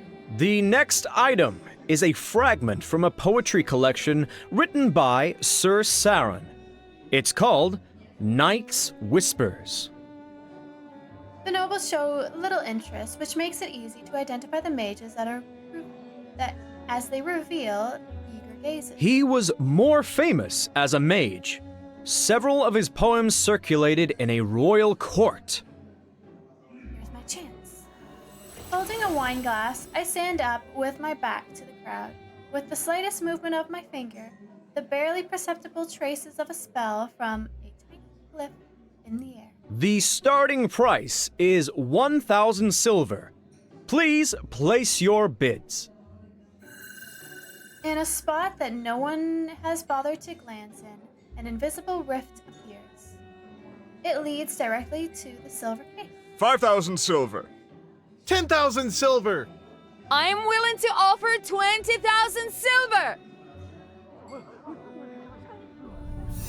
I channel my energy into the folded space, woven by the glyph. I'm ready to silently extract the poetry collection. I wonder which poor soul will end up paying for this empty case. Just as the text is about to pass through the rift, its spatial boundary suddenly falters. Huh? This isn't my spell. Someone tracking my magics? I hold my breath and add a barrier to the glyph so I can accelerate the flow of energy. If I can't complete the transfer before they track me, The rhythmic chorus of competing bids comes to an abrupt halt. Curious gazes discreetly fall. Some are directed at me, while others observe the subtle ripples in the air. I didn't expect so many to have a great interest in a poetry collection. The latest bid was 60,000 silver. Would anyone like to place a higher bid? A stream of magical power from the center of the hall surges through the rift. It's attempting to clamp down on my energy. It's suffocating. I pretend to be a delicate noblewoman. I press my hand against my forehead as if I'm about to faint. Then I strategically wave the feathered fan in my face. My hand. Blah, blah, blah, blah, blah. A few feathers silently detach themselves and transform into semi-transparent threads that dance through the air. They trace an invisible tip. Beams of light begin to wrap. Ripples appear on wine. The edges of the carpet undilute like water. Curtains gently billow. Did someone open a window? Where is this breeze coming from? The tracking glyphs has been destroyed. I continue my performance as a dizzy noblewoman and slightly sway. Someone steadies me from My lady, why don't you tell me when something catches your fancy? You wouldn't need to be so stressed. Let's go! Hi!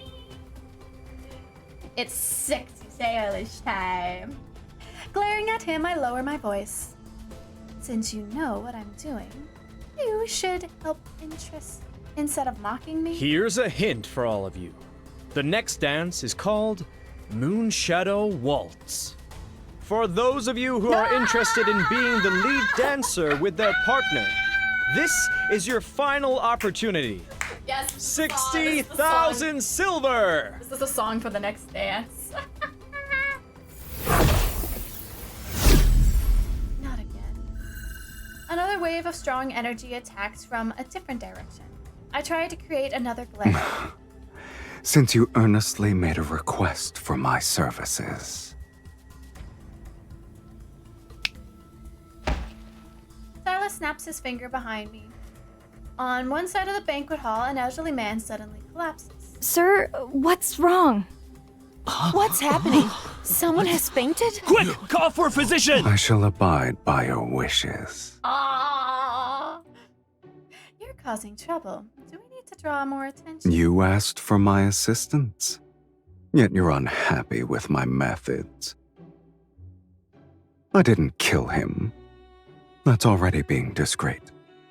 Sir Saren's poetry collection for 60,000 silver. 60,000 silver going once, going twice. Is he gonna call out money? I want to see. 100,000 silver.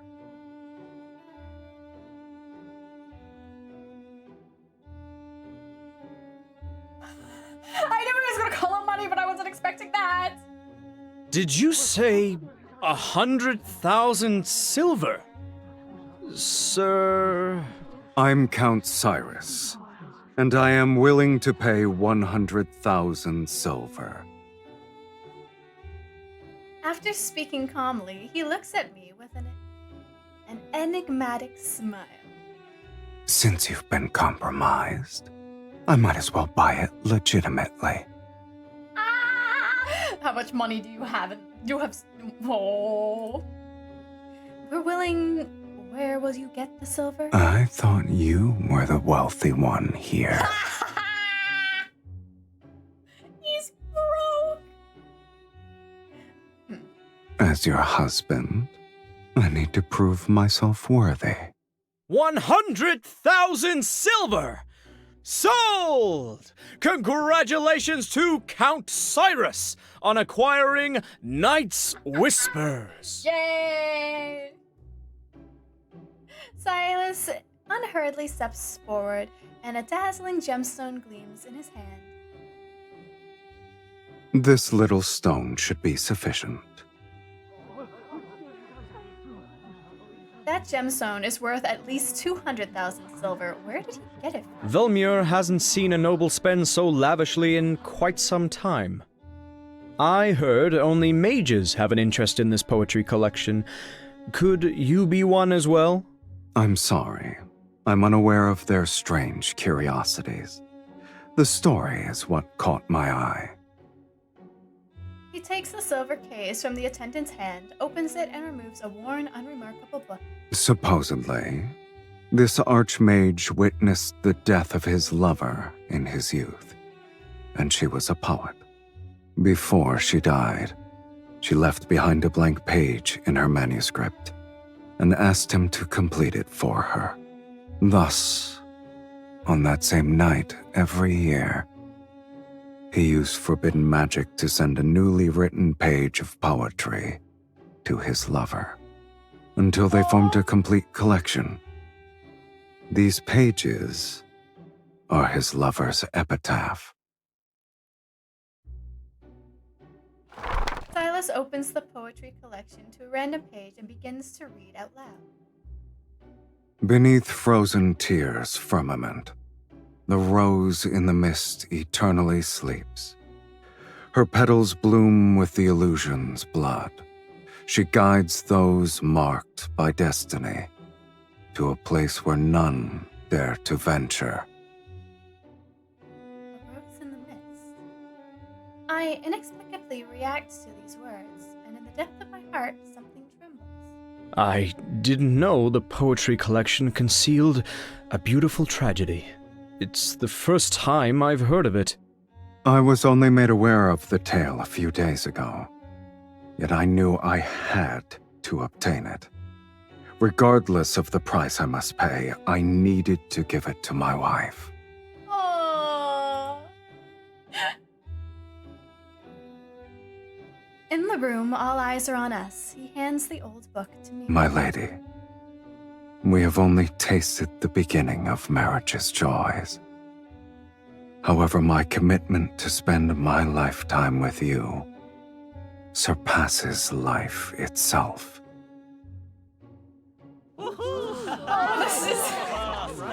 I believe the Count wishes to extend an invitation to his wife for the next dance. Yes, let's dance. Yes, let's dance. Let's do it.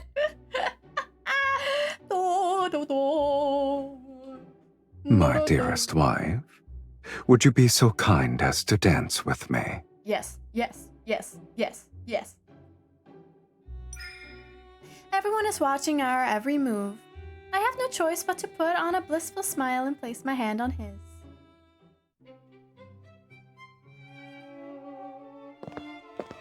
Silas gracefully leads me to the dance floor, and he guides me into a gentle spin. My dress sweeps in an arc, and every movement flows with practiced grace. When we finish the first part of our dance, the other guests join us. Their silk garments ripple outwards like waves. Where did you hear that story from? Did the previous mages who summoned you reveal it? I came up with the fantasy myself. It happened decades ago. No one remembers it anymore. People will believe anything you tell them. Our dance elegantly continues as we move to a corner of the banquet hall. A decorative mirror with a golden frame catches my eye. He holds me with one arm as I follow his lead. I lean back and turn my head. I'm startled to see only myself in the mirror. My dress twirls and I raise my arms. I feel his grip on my waist, yet the mirror only shows me dancing alone. Mirrors in this world cannot reflect beings from the underworld. For some reason, his nonchalant tone stirs a certain emotion. I hesitate before using our dance to lead him elsewhere. Are you afraid they'll discover my existence? To these people, I shouldn't exist. To them, neither of us should exist. So, we're the same. Curious. A mage compared herself to a fiend. Yes, yes, yes, yes, yes, yes, yes. Our dance concludes. Since today's objective has been achieved, I take Silas's arm and make an excuse to leave the ballroom. I'm still perplexed. If that person didn't trace my spell in the beginning, none of the other mages would have noticed me. That ripple was quick and precise. I have no idea how they managed to detect me. As I speak, I'm recreating the scene in my head. The first ripple didn't spread from where the mages were gathered. It was within 3 meters of me. My heart also jumps out of my chest as I look at him. Was it you? Don't let your mood be so easily affected. Remember, we're still in someone else's mansion.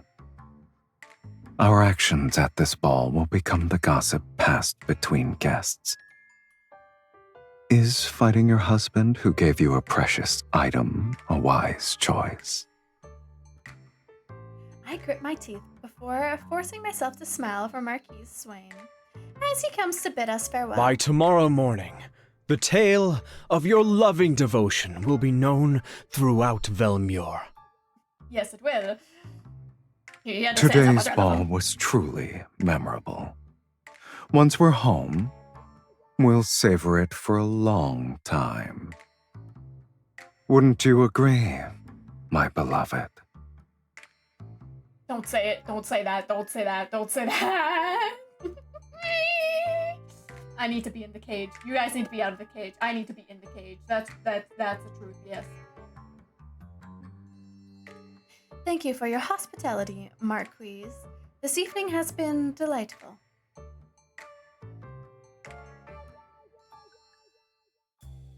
We shall take our leave. I hope you'll rest well. As soon as we return to our residence, I order the servants to retire to the East Annex. Only Silas and I remain in the main building.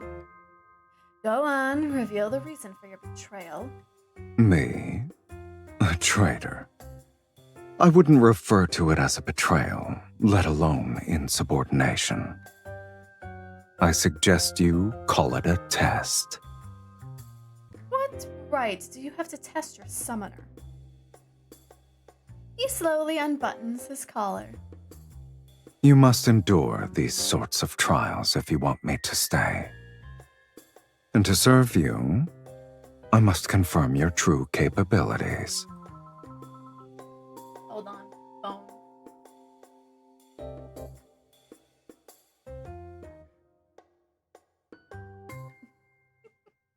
Phone gone. I scoff with my hand behind my back. I begin to draw a glyph.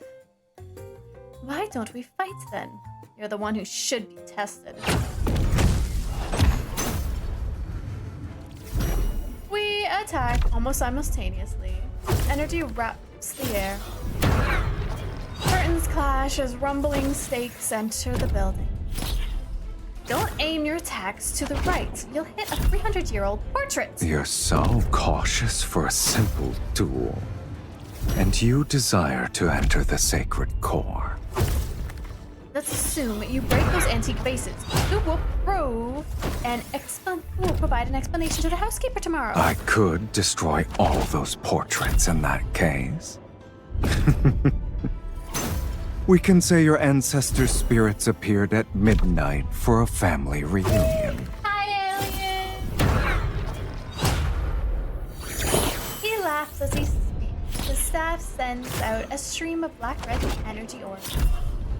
Even if they did appear, they'll only remember you of your place. I steady the glittering crystal glass with one hand while releasing the clip with another. I deflect the attack and force him to retreat to the staircase. Our battle moves beyond the Great Hall as we fight our way upstairs.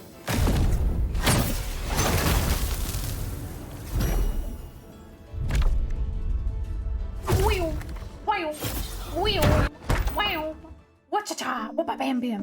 When the door to the bedroom is kicked open, we're already disheveled. Our battle has drained our energy. Having used too many spells, I sit on the edge of the bed to catch my breath. Silas rests on the carpet and tilts his head. Neither of us are dead. I suppose we'll continue this at another time. Yes. Wait, do you not have your fangs? Where are your fangs? Speak.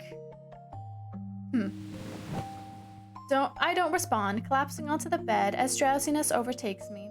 But he stands up and pokes my shoulder repeatedly. He wants I'm blood. hungry. Let me drink from you.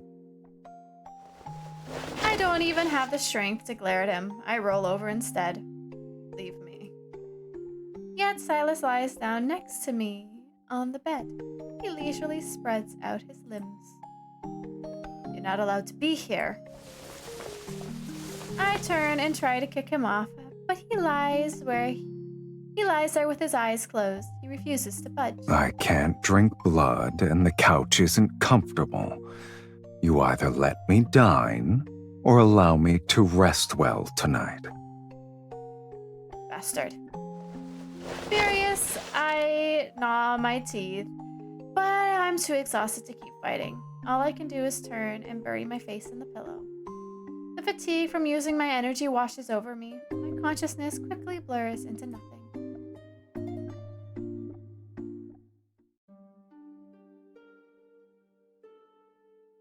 I had a dream.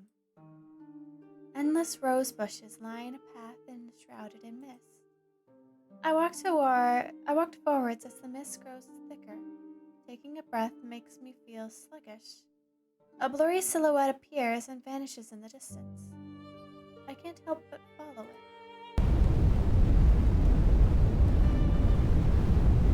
What? I don't know how long I've been walking until I reach the end of the path. Intense flames and blood-red mist swirl to create a sight befitting of hell.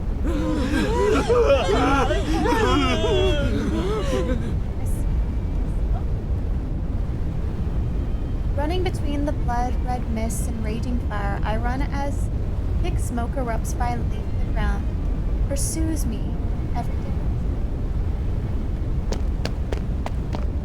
Don't look back. What is going on? Oh my god. What is happening?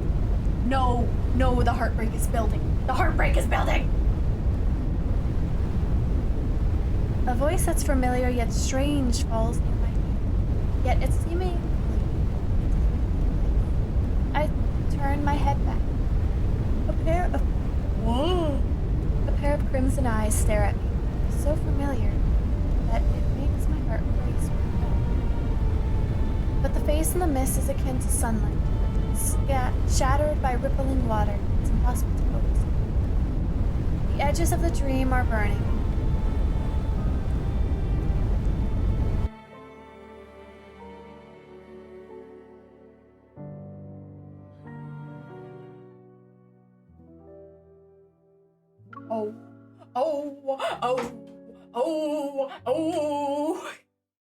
Oh my lord. Bedroom. Picture. Thank you. Last night's dream repeats in my mind, especially that familiar yet strange voice and those eyes. But I don't want to be preoccupied with such matters unless it concerns clues related to the sacred core. A rose in the mist. The poetry in Night's Whispers and my dream direct me to the same image. I don't believe this is a coincidence. When dawn's light begins to touch the world, I'm already at my desk. I carefully examine the fragments of the ancient poetry. The spaces between verses are hiding. Incantations. My fingers trace the faint magical residue hidden within the pages. I follow the patterns of verse breaks, rhyme schemes, and the irregular arrangement of ancient grammar. The fragmented incantations are pieced together to form a map. Siren lived decades ago. This map must be from that era. I stand, approach the bookshelf, and search for my collection of maps depicting the royal capital. I must identify the exact location. You're already awake. I guess yesterday didn't leave you that exhausted. Watch your tongue. More sake. I keep laughing! Watch your tongue. More sarcasm means I'm more likely to let you starve. My lady, may I come in to clean? What kind of threat is that? You're not the only one with flesh and blood. You won't target innocent humans. I warn him with a look as I tell the maid to come in. My lady, when I was arranging the bed before, I was worried you and the Count... I glance at the messy bed, then I force myself to smile as I link arms with Silas and lead him out of the bedroom. Oh, they think we... My lady, my lord, yes. This is a painter who specializes in aristocratic portraits. The central part of the Great Hall cannot remain empty. I know this is a tradition for Velmuir's noble families, refusing would only arouse suspicion. So I have no choice but to follow the painter's directions. My lady, please send a loving gaze to the Count. My lord, you may hold the Countess more closely. Okay! Loving gaze, you want that? My Here lady, you go. You have my permission to lean on me if you're tired. I look at his teasing gaze and force myself to speak with a stiff smile. We should have asked the painter to use a gladiatorial arena as our background. In such a landscape, it's kill or be killed. I don't believe it suits our marriage. Where are his fangs? They didn't give us his fangs! No! I'm mad! After all, not even death can sever our bond. I can feel the passion in your gaze alone. It's rare to paint a lively couple. I will ensure your portrait captures your essence perfectly. What essence is that? Passive aggressiveness?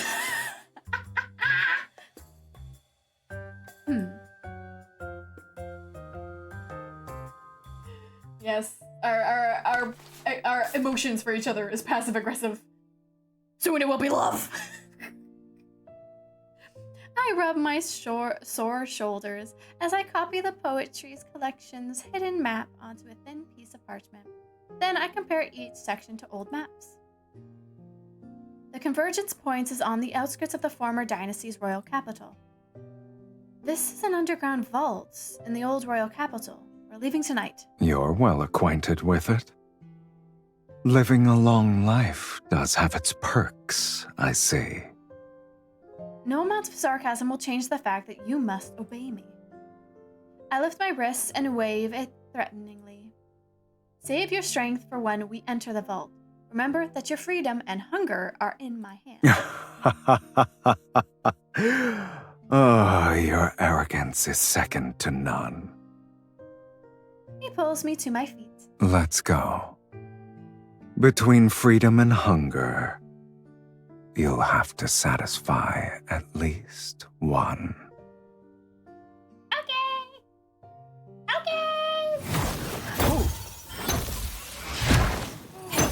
Ooh. The entrance to the ancient royal capital's vault has been sealed. Its wards are stacked upon one another to serve as an impenetrable barrier. I use an incantation to decode from the Poetry's collection to break through several layers.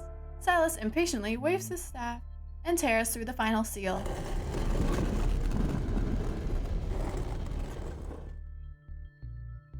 A hidden stone door slowly opens. Behind it is a painting laying on the ground. At its center is a small path entwined with wild grass and overgrown with roses. In the depths of the mist, a lone figure walks into the distance. It matches my dream. The painting and images from my dream come to life. It's as if flames wrapped in thick smoke might erupt from the ground at any moment. Don't let it affect you. Why? Why could I not let it affect me? Silas taps the canvas with its staff. It's been infused with energy and appears to contain a seal. If it's a glyph, we should be able to decode it.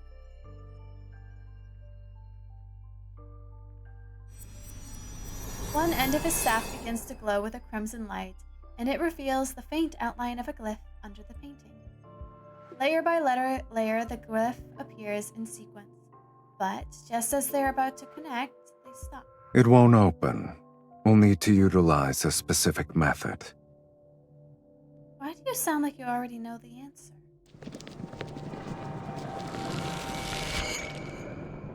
Huh? Fluctuating energy in a place like this. Subtle ripples put me on alert as several figures burst in through the stone doorway.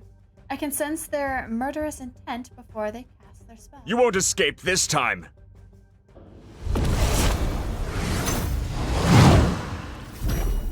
Several lightning bolts fall. The cracks on the ground are reminiscent of a spider's web, and dust fly fills the underground vaults. Strange. I made sure to cover the floor. How did they find me so quickly? I thought you'd be more secretive after succeeding at the auction. I didn't think you'd be so proud that you couldn't hide yourself properly. I recalled the tracking spells I was secretly cast at the auction. You again?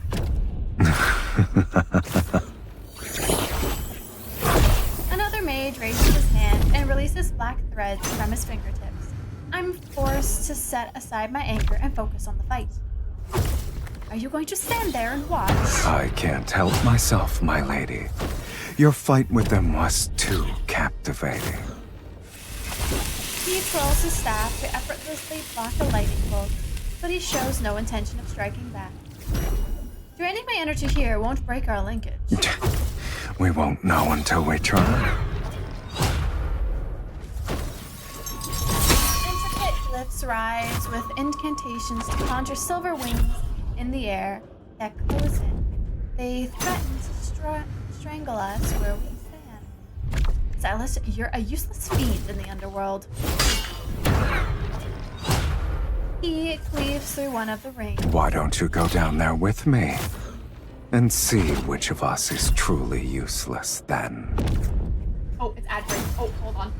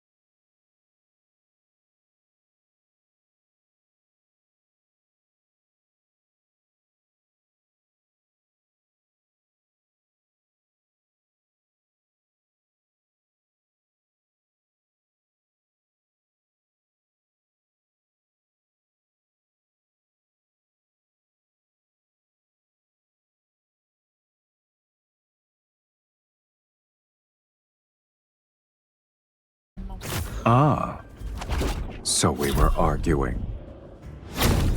As lots of rapidly spinning rings repeated, retreat to his side and grab his hand. If you don't help me now, don't ever think about drinking my blood again.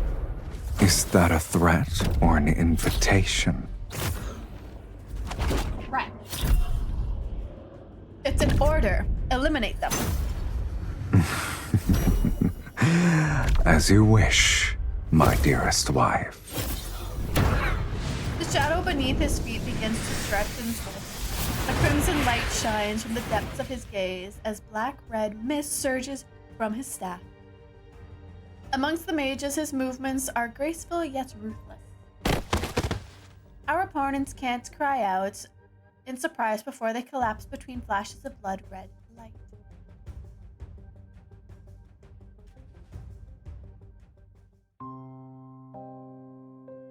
Oh, his long hair is so beautiful. Oh my god. As the last mage falls to his knees, Silas suddenly bends down and bites the man's neck.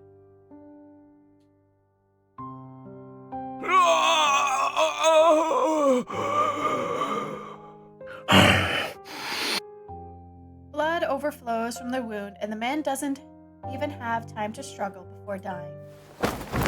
Noticing my frown, he wipes the blood from the corner of his mouth with a silk handkerchief and calmly walks to the next mage. Your furrowed brow reminds me of an intricate glyph. Can you blame me, though? I haven't eaten in days. If this continued, the Archfiend Sovereign would have become the Sovereign of Hunger. He picks up another unconscious mage. Your blood is special. One sip is worth half their lives. But since you're unwilling, I'll have to make do. You lured in these mages for that.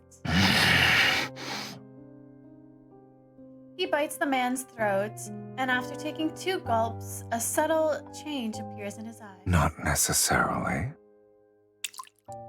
Blood spurts out and splashes onto the top of the painting. As it seeps into the edges, the glyph flares and an intense red light. A thick blood-red mist surges upwards from the glyph and spreads out. In the mist, the stone door slowly closes. Silas, run! I dash towards the exit, but a whisper reaches my ear. Take this. You're too slow. Embracing me from behind, he unfurls his silver wings and flies away. He breaks through the ceiling to reach the night sky. Oh, we're flying! Flying! His wings! Ah! At night, Belmoor sits under a cold silver, its tilted rooftops reflecting the warm waning moon's light. Blood-red mist silently encroaches through the streets and alleys and rises towards the sky. The cold moonlight is slowly staying. What will this blood mist do to Belmoor's people? Weren't you willing to do whatever it takes to enter the sacred core? Yet you worry about strangers. Despite his sarcasm, he holds me more tightly.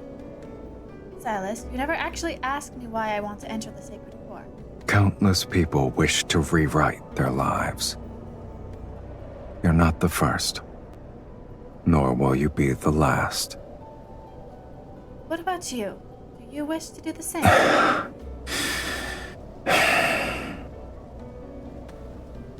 The blood mist churns in the wind.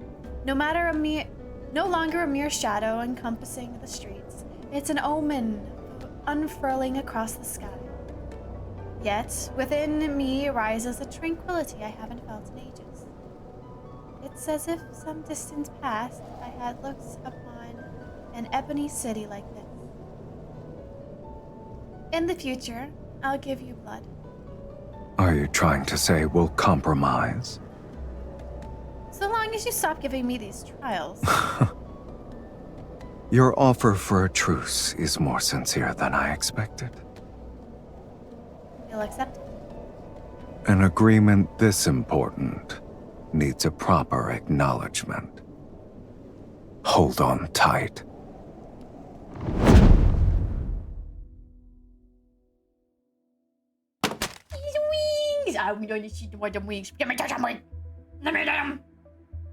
Silas stands on our residence rooftop with me in his arms. The wind lifts his cloak and the hem of my clothes. I try to jump down, but he doesn't let go. Instead, he sits on the roof with me, still in his embrace. He lowers his head to take in my scent. Has anyone ever told you that after you cast spells, you radiate a unique warmth? It corresponds to your energy. Aside from you, who else would notice? If I'm the only one, that's even better. On a humid night under the cold moonlight, he slowly licks my cheek. Wait, what do you mean licks? The warmth of a spell's embers on your skin is enchanting. His moist breath travels down my cheek and neck. His lips brush against my wrist, and a smile forms on his face. Didn't you already? I flew across half the city while carrying you. Even fiends know what exhaustion is. As we've discussed before, formal agreements require a proper acknowledgement to be finalized. What kind of acknowledgement is this supposed to be? Despite my internal skepticism, I don't pull away. Since you've agreed, let's sign What it. is happening? A formal agreement. What are we doing? What are we doing? What are we doing? What are we doing? What are we doing? What are we doing? What are we doing? With my power, you shall tear open fate's gates. And with your blood, I'll maintain my invincible form. His warm lips gently press against my wrist. The The moonlight. moonlight will be our witness on this night. What is At this, this vows? hour. Are we getting married?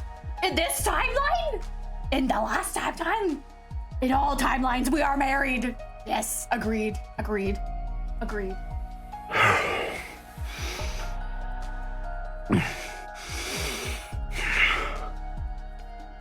Pain courses through me as his sharp teeth pierce my skin.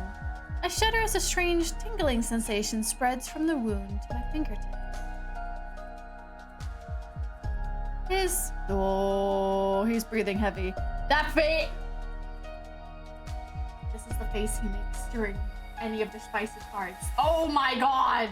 He's love drunk. Let's go! I'm not stopping. His fingers graze my palm. They move in tandem with his lips and teeth as they suck my blood. It's meticulous and slow, as if he's savoring a rich, exquisite elixir.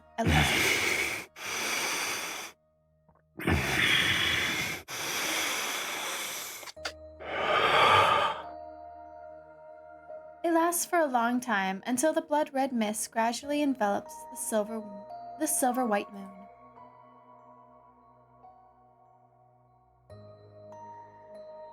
If we wake up in the bedroom, in the next part, we know what happened, right? If we wake up in the bedroom! Please let my Delulu be real!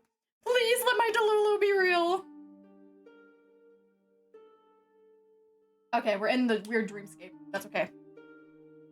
I once again find myself walking along the misty path of roses in my dream. The flowers on either side are no longer blooming. Their petals fade and curl one by one before transforming into silent ash at my feet. The mist clears to reveal a dead garden at the end of the path. Charred vines with roses ensnared, broken colonnades. They're akin to memories that lost their life, yet refuse to fade. Looking up, I see Velmur, It's no different from a hanging scroll slowly peeling away, its colors fading layer by layer until everything dissolves into gray mist. When the roses bloom again, will you remember who I am now? I want to remember you. But will you still be the same when that time comes? So long as our souls remain unchanged, we'll surely recognize each other. Oh no, my heart. My heart.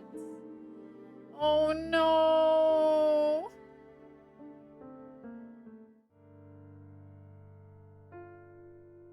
Oh, we are in the bedroom. Let's go. We know what happened. I open my eyes to find blood red sunlight filtering through the gaps in the curtains. There's a thin layer of eerie mist in the bedroom. Was that a dream? You're awake? What's with this music? What's with this sultry music? Oh. Huh? I try to sit up, but the arms around my waist tighten. I'm pulled back against a firm chest. You release me! Who said you could sleep here? His annoying arms ignore me and make me face him. You slept so soundly last night that I couldn't wake you up. If I wasn't a kind gentleman who carried you back to your room, you'd be sunbathing on the roof. Worry not. When I walked in, I told the housekeeper that you were exhausted from dancing. No one will suspect anything. Are you saying I should be thanking you for your thoughtfulness? I'm honored.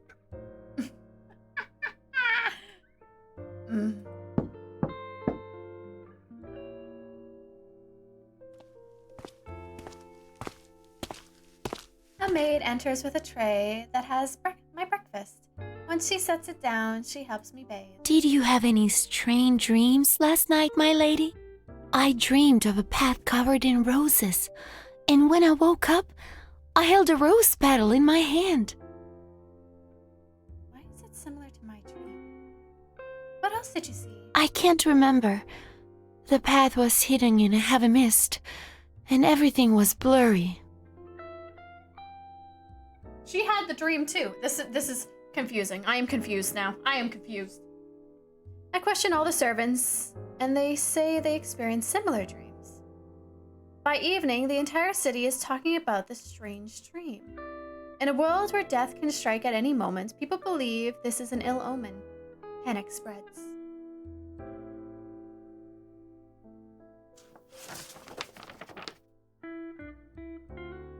In the flickering candlelight, I once again open Night's Whispers and search the fragmented text for the blood mist.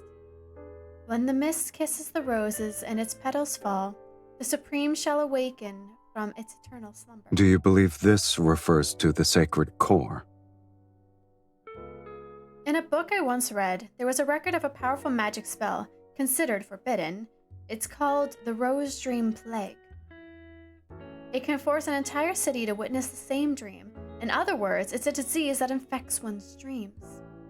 Only Seiren would have the power to seal forbidden magics within a painting from decades ago. Is he truly kind-hearted to show later generations the path to the sacred core? This could be him mocking people like you. At least his insults towards me wouldn't be as frequent as yours. What about you, Count? Did you dream last night? Are your dreams the same as a human's? Or do fiends have no dreams? He gives a non-committal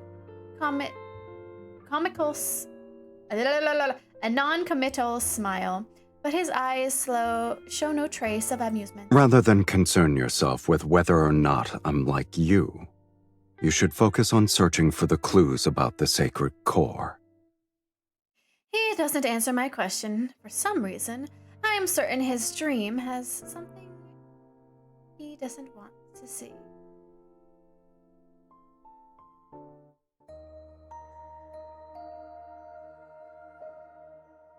That night, Silas had a dream. In it, Karina died in blossoming flat roses. When he woke up, he thought it was ridiculous. Dreaming of an immortal's death was a cruel, ill-timed joke. But the lingering resentment of the dream prevented him from showing his usual mocking smile. He still remembered the complex emotions from the dream. Chaotic, melancholic, and a pain tearing his soul apart. He is the mage who summoned him, and this is a game to pass the time in his long existence. How could your death cause me so much agony? Silas realizes that although he was no longer dreaming, he was still affected by the emotions from his dream. Did I lose my mind after drinking your blood? He laughed at himself, his knuckles gently brushing over the girl next to him. Her skin was smooth, warm. He held this bundle of warmth in his arms, as if to dispel the vivid despair from his dream. He thought it was just a dream. Yes, it was just a dream. It's not just a dream. Ooh, new background! Blood-red mist hangs over Velmur, stubbornly refusing to disperse. It becomes a veil that enshrouds the city day and night. After the initial panic, people grew accustomed to the sky's disturbing color. In this era where death's shadow looms, no one can predict if they will be pushed into the abyss by fate's hand tomorrow. People continue to seek comfort in magic, and mages use any means necessary to enter the sacred core and rewrite fate. Silas and I follow the trails of clues entwined with dreams, poetry, and the blood mist. Velmur is a painting slowly corroded by time. Despite our extensive travels, useful information remains scarce. Oh, we're eating. What are we eating? Is it tasty? Is it Marquis a steak? Swain passed away from an illness several days ago. My lady, my lord, you attended a ball he hosted when you first arrived in Velmur. Do you remember? At the dining table, Silas and I exchanged glances, but the housekeeper's expression remains as calm as ever.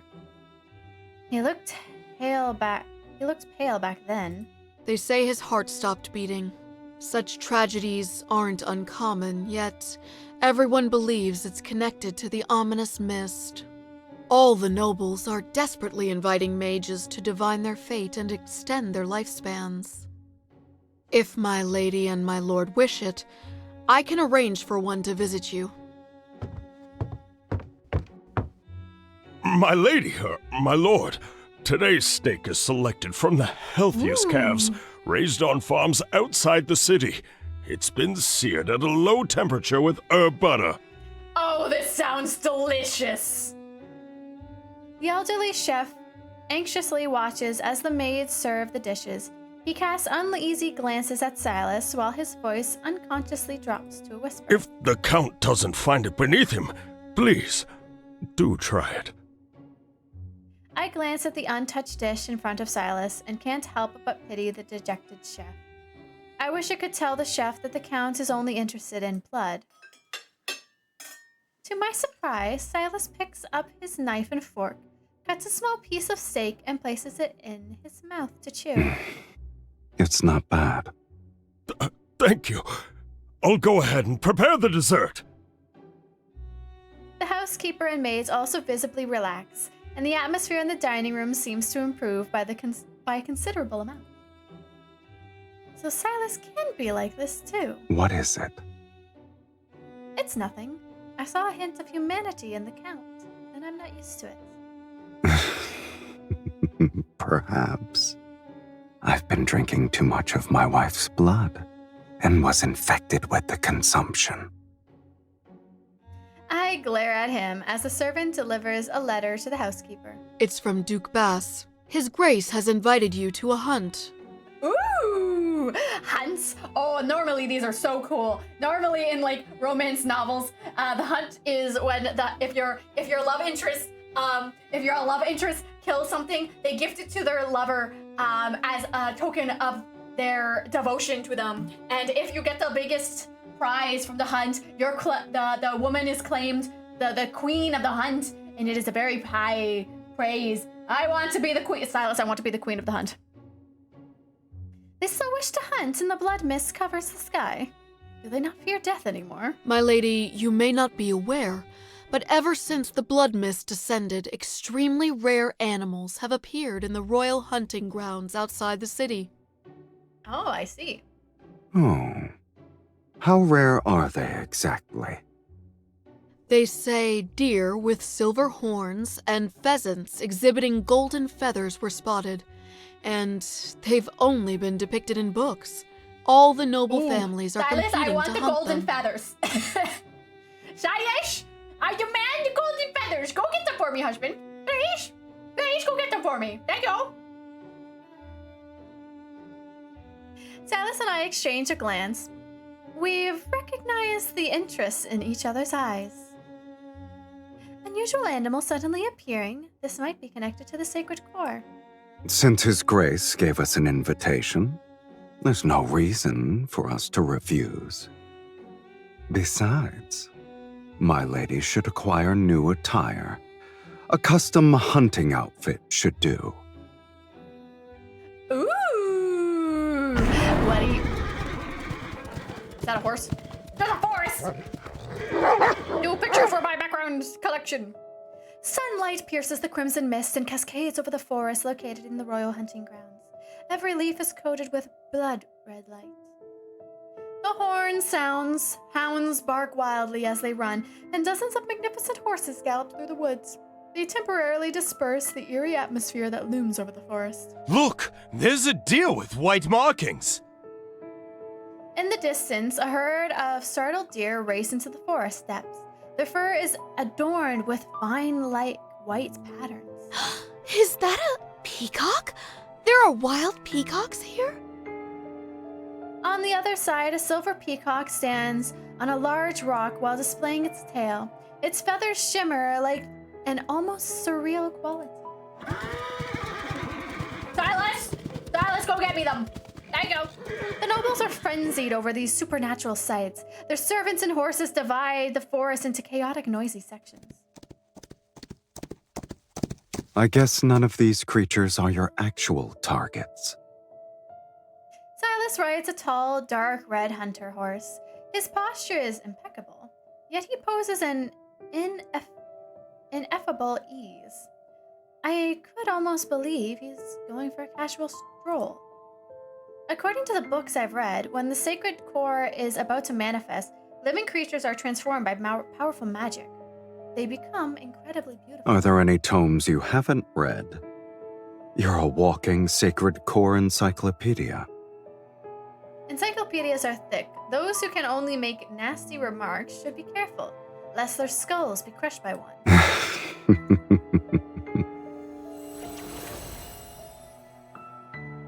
An unusual magical force slowly reaches out from the depths of the forest. It's akin to slender, cold tentacles.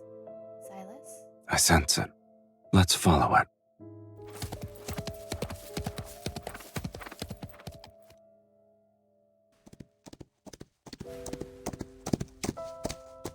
We avoid the group and track that magical force into the dense forest. The blood-red mist thickens, and a streak of disturbing white flashes. It's a white crow. Its feathers are pure as snow. A rose vine crawls out from its back. A semi-transparent bud grows from the vine, and a thin stream of blood are flowing within it. Mephi!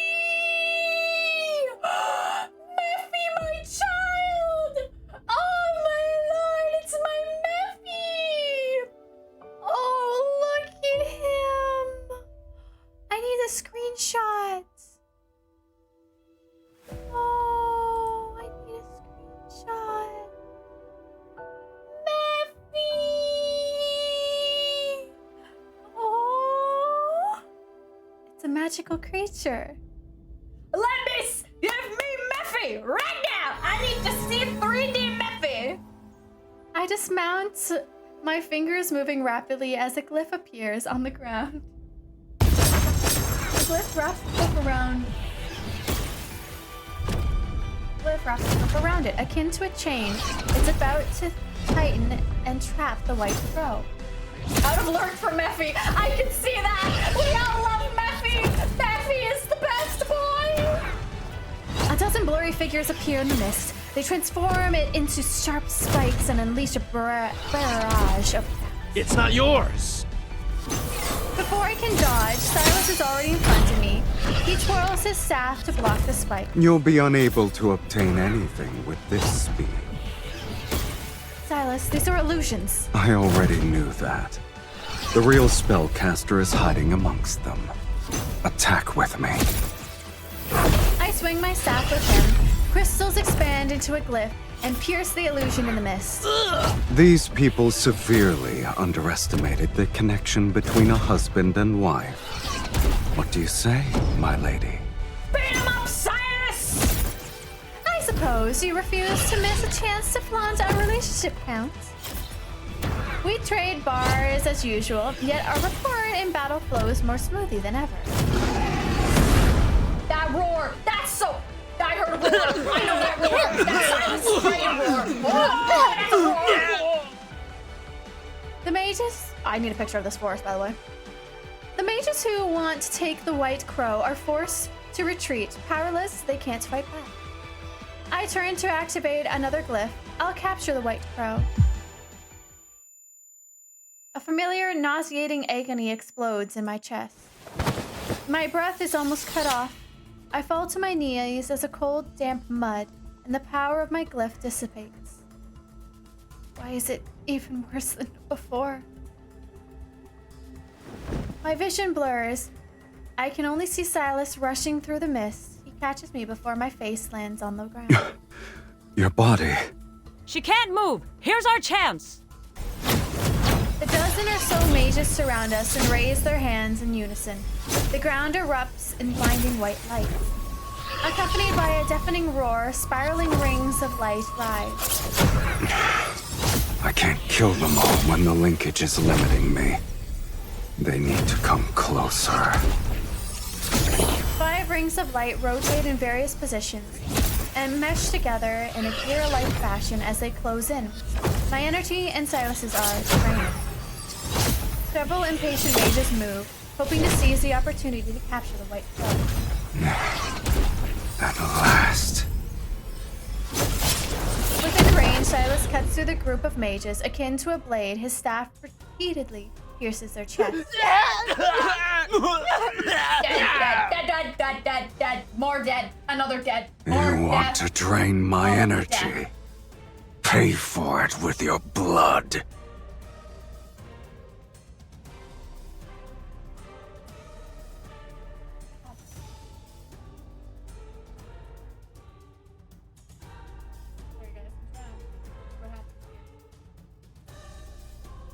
There we go. Fiend!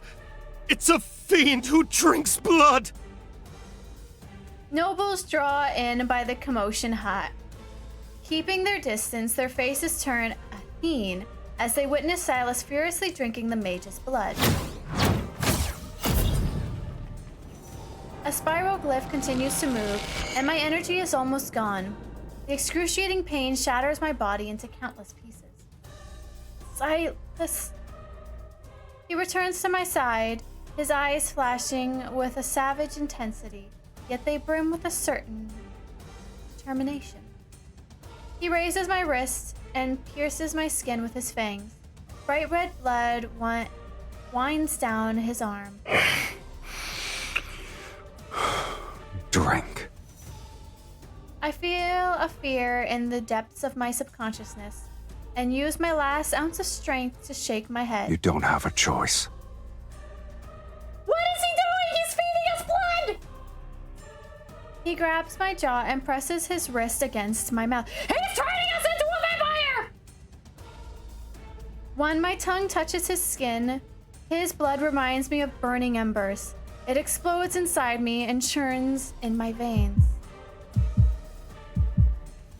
My heartbeat is all I can hear as it's accompanied by a sharp burning pain. Yet it quickly dispels the weakness and oppresses sensation in my body. The mist around us suddenly churns and swirls as if countless hidden eyes are opening within it. The gear-like glyph is silent, its light dissolving into the mist. Lean on me. We'll leave this place. Oh, where are we going? Our figures vanish into the depth of the blood mist as Silas holds me. What's happening? What? What's going on? No, I'm not ready! We're only on 5. We still have 4 more chapters to go. This is insane.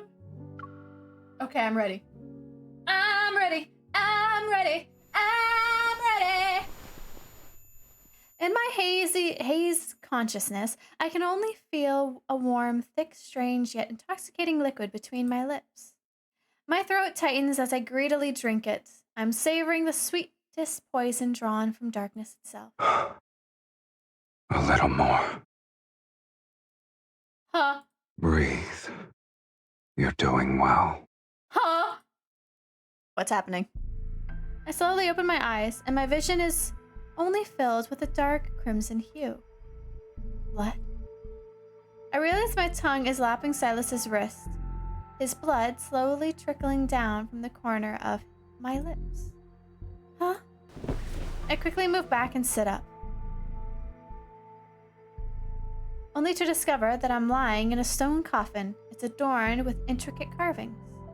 Welcome home, Countess. Huh?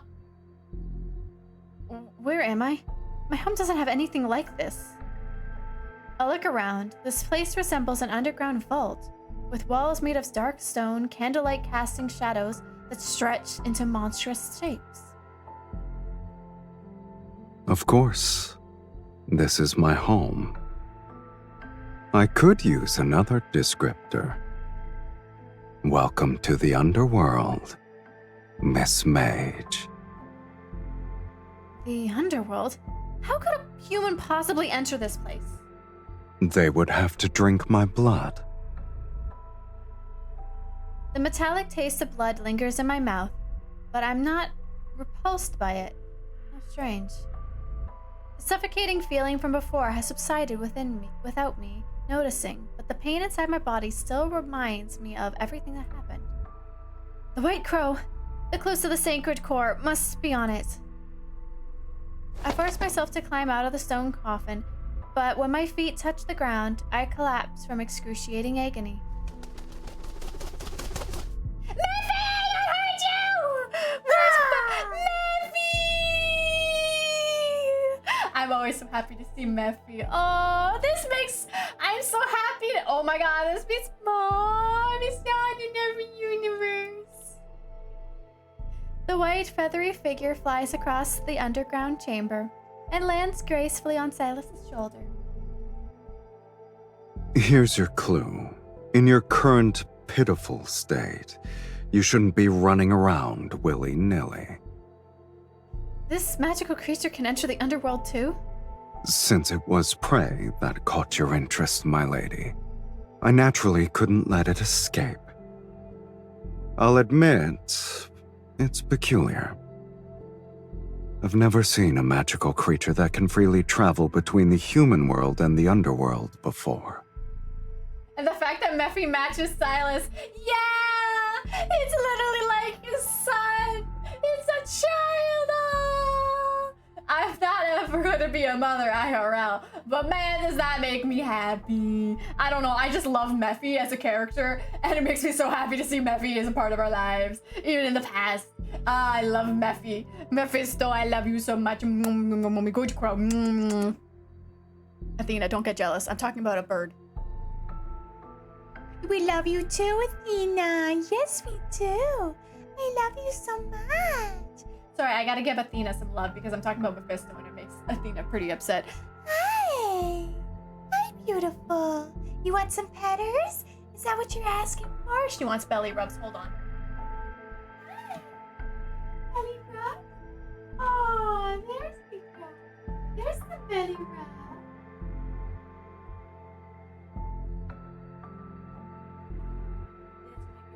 Don't thump behind me, jealous boy. Apollo just thumped behind me because he's jealous. It makes me laugh. I have 2 cats named Aries and Calypso. Oh my god! Yeah, my dog's named Apollo. Hi, Apollo. Give me a high 5. Good job. And Athena is my kitty. Hi, baby. Sorry, everybody.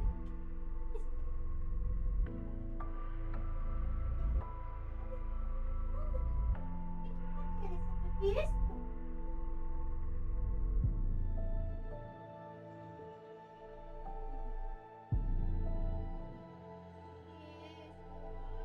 Oh, you picked my face!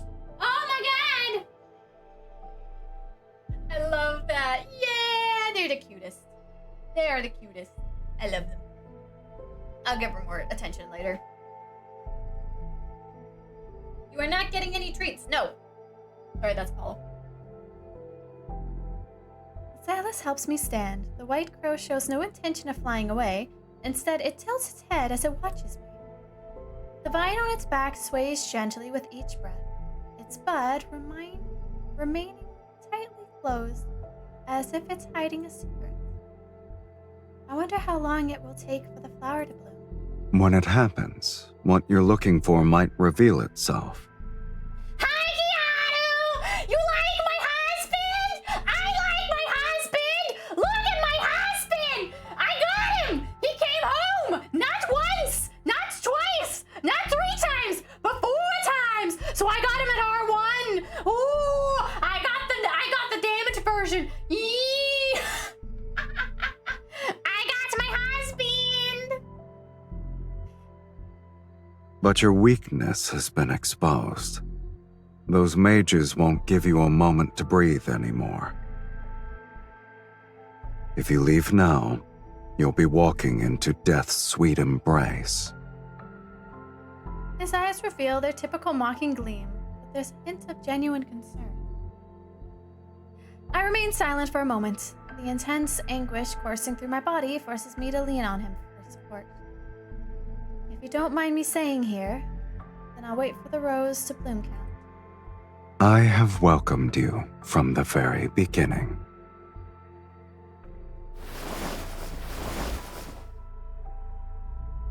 Suddenly, he picks me up. Carrying me, he climbs the stairs.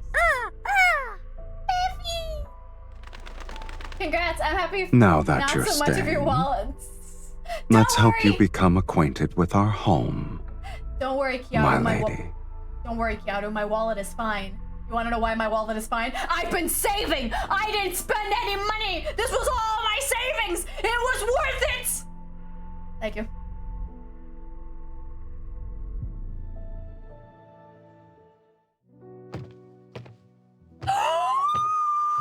No, it's the chapel for the wow!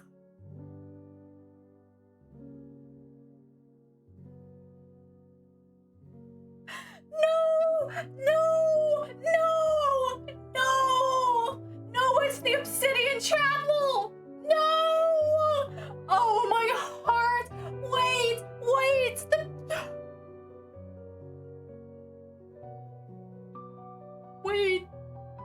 I need to. Is this like after? Oh no! Silas and I reach the top of the staircase. The scenery greeting my eyes is so breathtaking that I almost forget my pain. Inside the massive castle, with its vaulting ceilings bright as candlelight, reflects off countless treasures. Its radiance is dreamlike and dangerous. Okay, Psycho, I got the memo. Silence! Silence! I am in emotional distress! Silence! Massive beast skulls hang as decoration.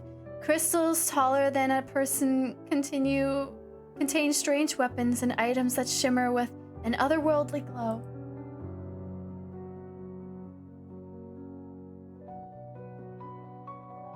Is this how you live in the underworld?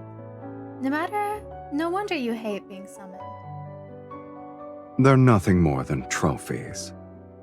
Opponents I've defeated here, mages who tried to summon me only to die.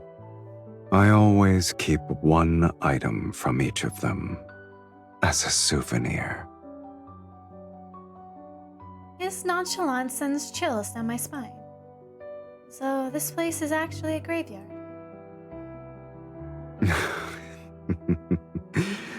Your sense of humor never fails to delight me. Even if this is a graveyard, it's been deathly quiet for a long time. I've run out of rivals in the underworld.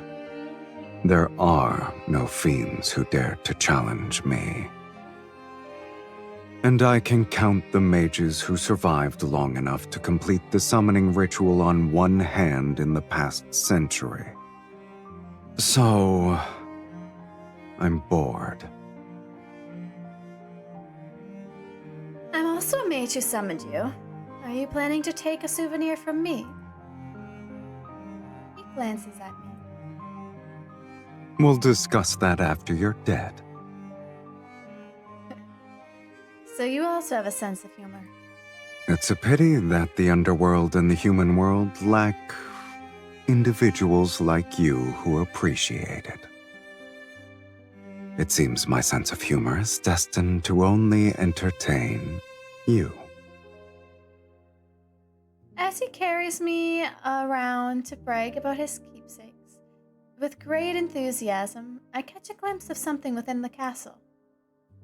Is that a pipe organ?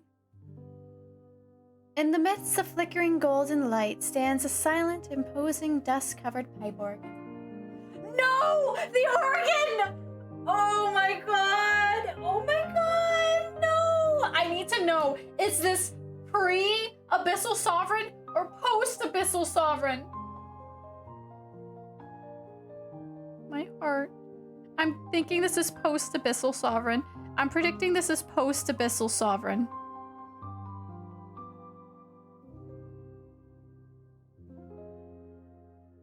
Its wooden casing has lost its luster, as if it's been forgotten in the depths of time. Can you play it? He places me on the bench, and I press a few keys. Unsurprisingly, some are out of tune. Others don't produce any sound. That's normal. No one has ever played it. And you consider it normal, a room of treasures arranged around a broken pipe organ? Is it special to you?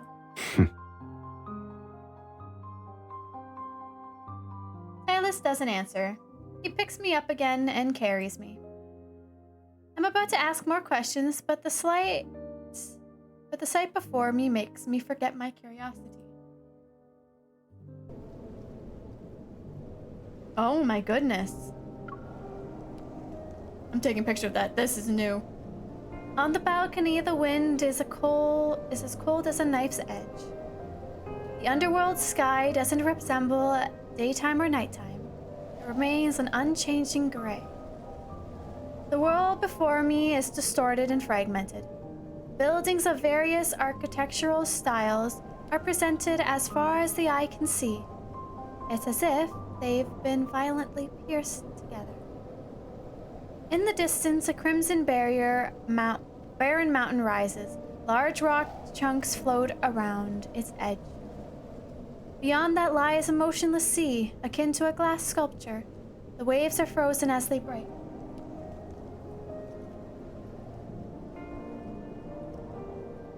The underworld's depicted in various books. It's nothing like this. You should read less nonsense. These structures seem to be from different worlds. What exactly is this realm? A graveyard. An indescribable shudder spreads from the depths of my heart. I don't understand. He slightly turns his head, his gaze passing me like the wind. You're not the only one who wants to rewrite fate. And there are other timelines with people such as yourself. Have you ever wondered where those discarded fates go?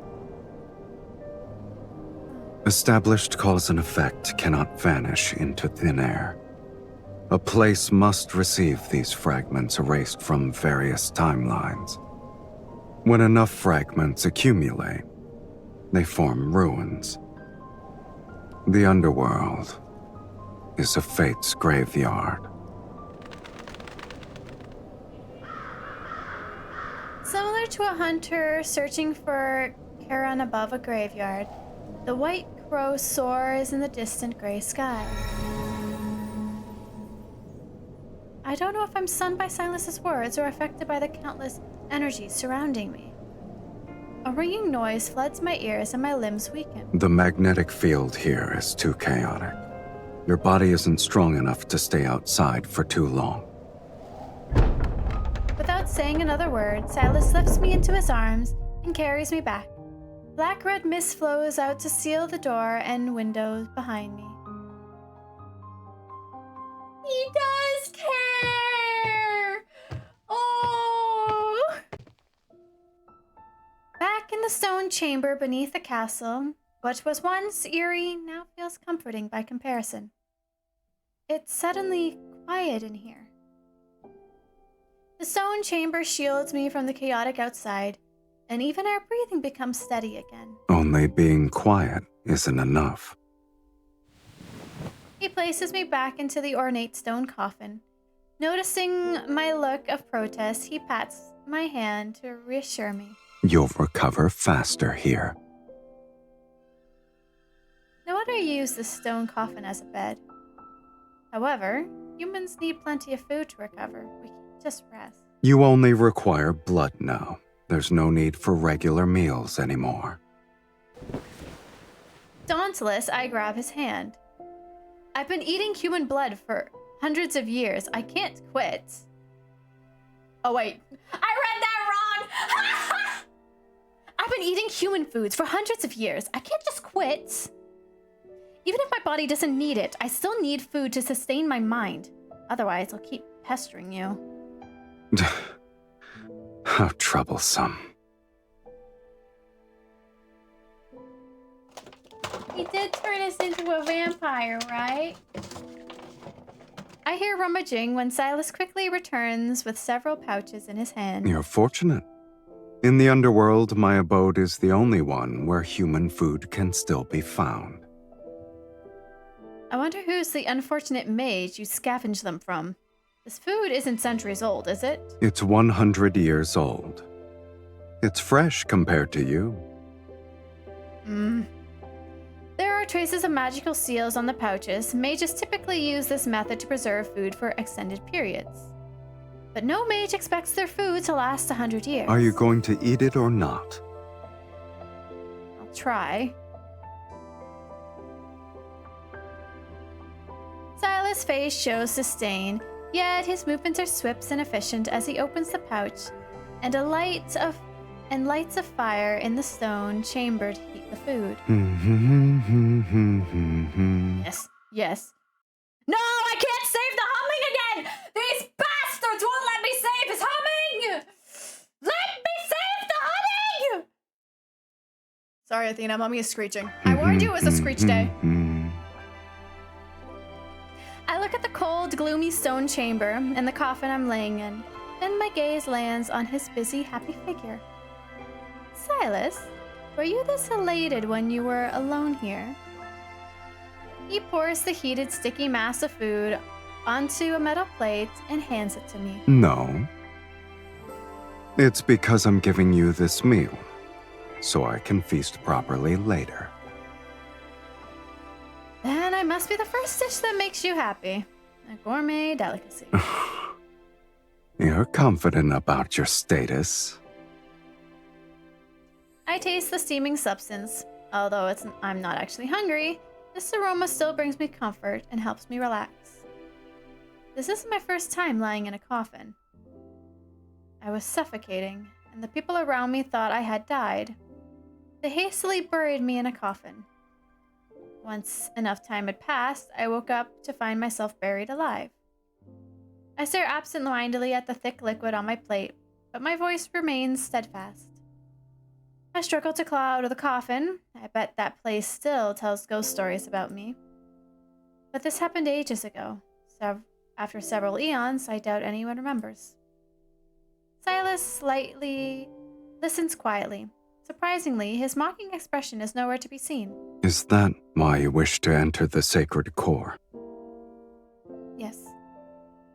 I lower my gaze. It's the first time I've told anyone my real reason for seeking the sacred core. My suffering stems from a curse. I lost my most crucial memories and only vaguely remember that because of this curse.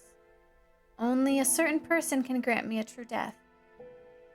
He quietly observes me as if he's looking at a reflection below a lake's surface. You want to rewrite your fate to escape eternal torment. Bye, Addie! Thank you so much for stopping by! Correct. Eternity for me is a nightmare I can never wake from. The flickering candlelight in the stone chamber casts a gentle glow on his face. It encourages me to ask the question that has lingered in my heart for so long. Do you remember why you're here? That's one more thing we share. For better or worse.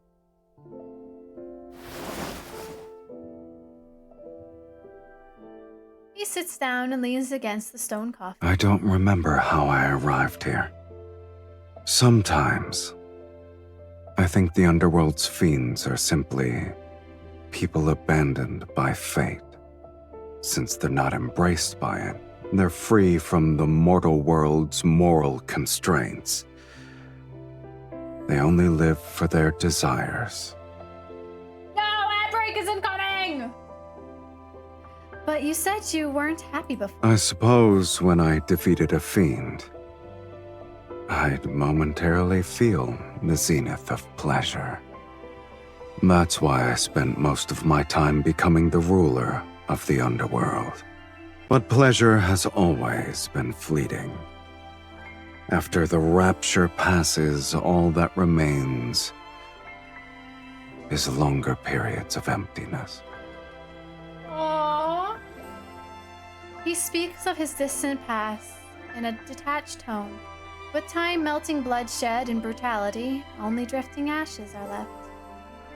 I understand him, though there's no reason for it. Perhaps it's because I also experienced the passage of time. Maybe my life only has one sensation left. Or to put it simply, we're like kindred spirits. And with that, ad break, bye!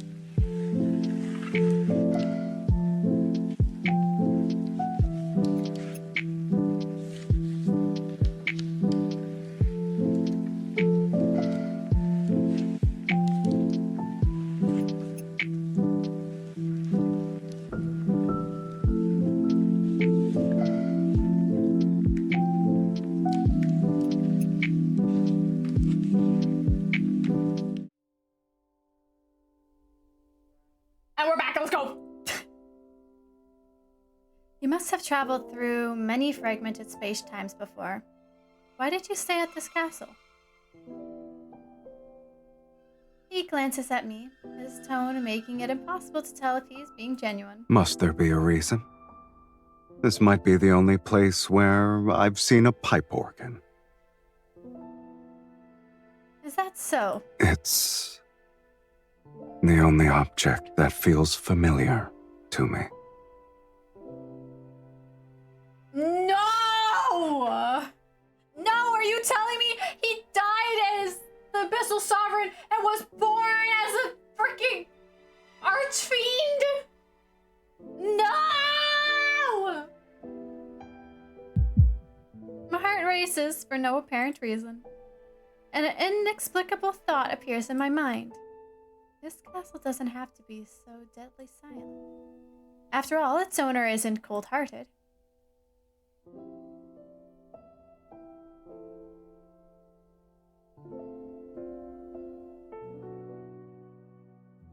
I'm shaking. I'm actually shaking! Holy shit!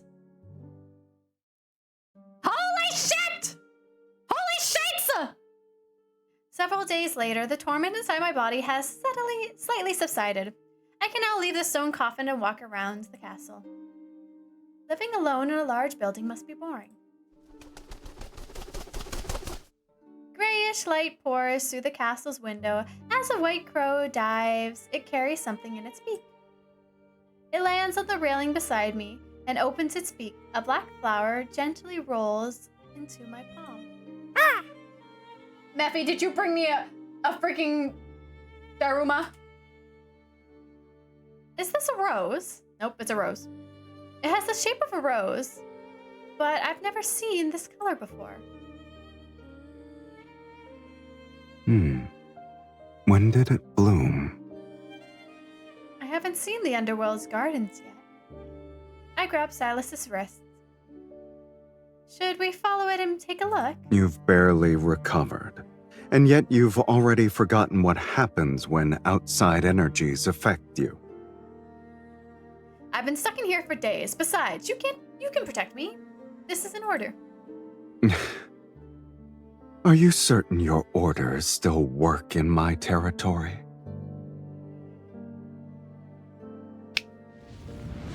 Several whips of black-red mist faintly swirl around me as if to shield my body. In this place, I'll only abide by them once. He's a lovey-dovey boy. He's a softie and we all know it. The white crow leads us to the area behind the castle.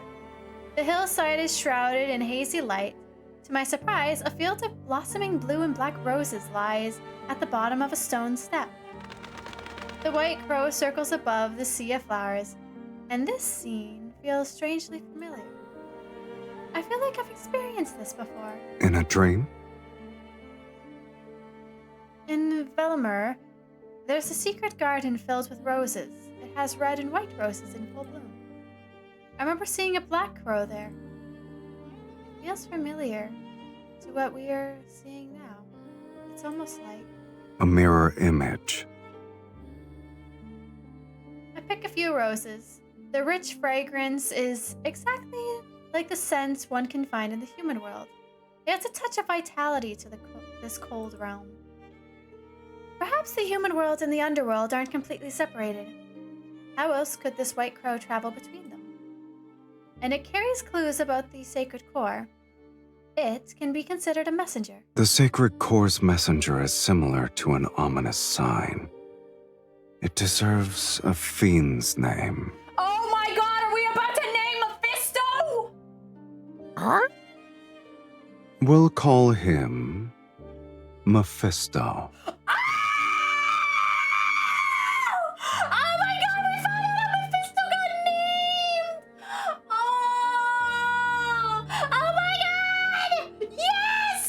He is our son. We literally gave him his name. He is our son. He is our son!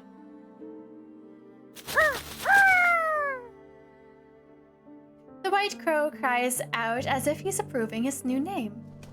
He lands at Silas's shoulder. The rosebud on the bird's back quivers slightly. It might bloom soon.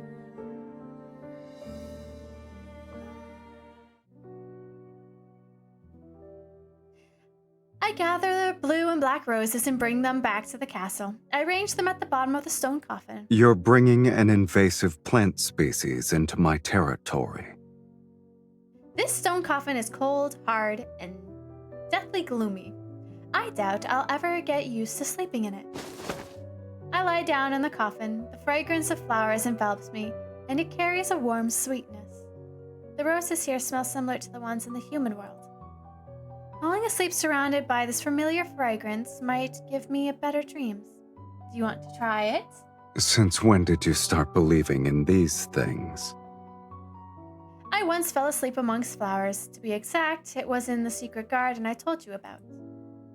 And you had a beautiful dream. Yes, I still remember it to this day. Tell me about it. Perhaps I might also start believing. After you have your own secret dream, we can exchange stories. I take Silas's hand. He doesn't refuse, and he moves closer as I pull him into this small sea of flowers. Close your eyes and breathe. Doesn't it feel like you're lying in a bed of flowers? I can believe I'm basking in the sun. His tone remains as teasing as ever, but there's a subtle joy in his voice. He has yet to let go of my hand. I close my eyes and sense the floral fragrance intensify. In the darkness, I become more aware of his warmth that I'm holding. Silas? When we return to Velmur, I'll take you to that secret garden and show you those roses. All right. Holding hands, we sleep while surrounded by the fragrance of roses.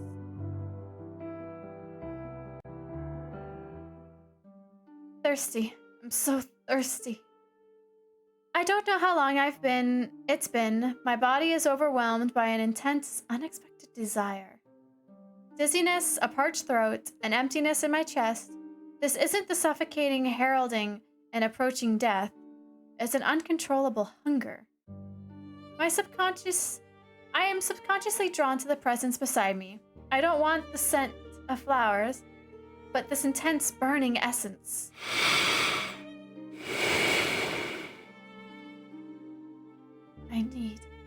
I want. I can't help but move closer to the source. Seemingly in a deep slumber, Silas's eyes are closed. I lower my head towards his chest and inhale his scent. His heartbeat awakens a deeper, carnal craving within me. I follow his warmth over his collarbone and his Adam apple, and I'm drawn to the side of his neck.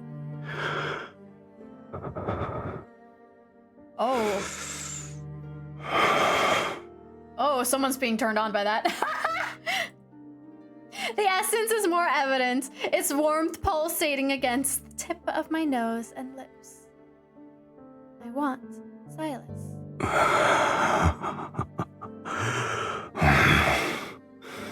You don't need to restrain yourself.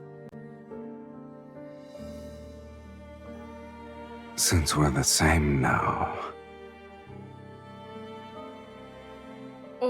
Oh my goodness. Why don't we make an exchange? Yes. The wild growing hunger inside me doesn't let me hesitate. I agree instantly. Yeah, I agreed instantly too because this is hot! This is hot! This is like every vampire girl's dream right now, okay? A faint smile crosses his lips as he unhurriedly opens his collar to expose his neck. Slightly raised veins pulse under his skin. Indulge yourself to your heart's content, my dearest wife.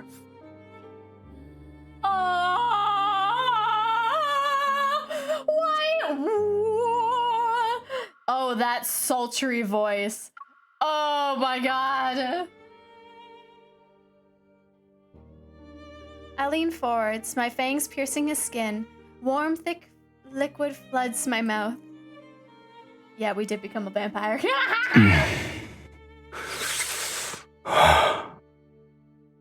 blushing from that. Oh my god, he is turned on. The taste in my mouth is rich. Calling. It carries an intoxicating power that makes me dizzy. I feel as though I'm drinking the night's darkness that's been brought to a boil.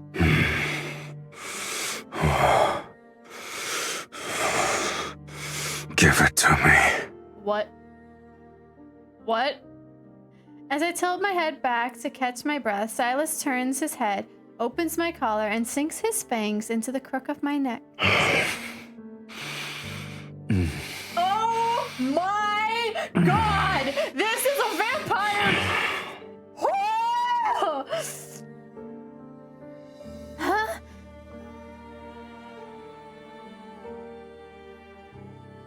Pain and pleasure overlap and surge as our breaths quicken and intertwine. Blood and skin press against lips and teeth. The scent of flowers and blood emerge, and our heartbeats gradually synchronize beneath our skin. Yeah, more than just... Yeah, I was gonna say more than just kisses and exchanging of blood is happening right now. Dark red blood drips from my pierced neck, soaking my disheveled collar. It soon falls onto the roses underneath us. Petals greedily drink drops of blood, and the dark crimson seeps into those blue and black roses.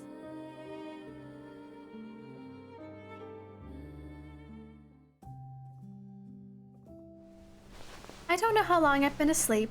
In a realm between dreams and wakefulness, a slight pull on my skin makes me regain consciousness. Next to me, Silas lies on his side. He holds a soft handkerchief and unpearly wipes away traces of blood from the corner of my lips. His touch is gentle, and his fingertips occasionally brush against my skin. They leave behind a subtle yet unmistakable warmth. Did I wake you? You can sleep some more. I lower my gaze. The edges of the rose petals beneath me are still stained with dark red blood. It's practically dried. They're seemingly whispering to me. I recall the burning roses from my previous dream. Their colors were the same. And the person beside me in that dream had the same warmth. Dreams and reality overlap, and I can't tell which one is more real.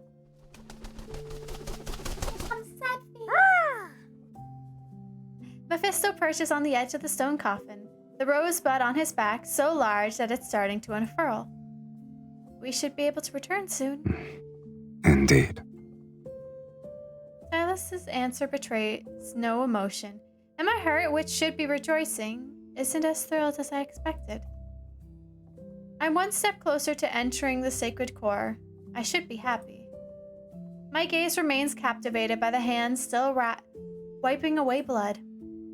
His fingertips graze my lip, and his lingering warmth secretly infiltrates my heart to embrace every fiber of my being. Once I enter the sacred core, this curse's shackles will no longer bind me. Doubts lurk its rusty blade, silently embedding itself into my heart. Isn't this what I've always wanted? Why am I hesitating? Because this isn't what you always wanted. All what you always wanted was to be with Silas! Be with Silas! Be with Silas! The rose on Mephisto's back blooms more beautifully with each passing day, unfurling one layer at a time. Its petals are akin to ignited flames. Deep within the flower's center are entwined silver threads like patterns, fragments of magical power. Once the rose is in full bloom, these magical fragments will be released. I'll piece them together. My body is recovering, but I know deep down that it will never return to what it once was. For reasons unknown, the searing sensation following me like a shadow, It's not as intense as it was. As intense as when it suddenly appears. Rather, it's a consistent underlying pain. But I lie to Silas and tell him I made a full recovery.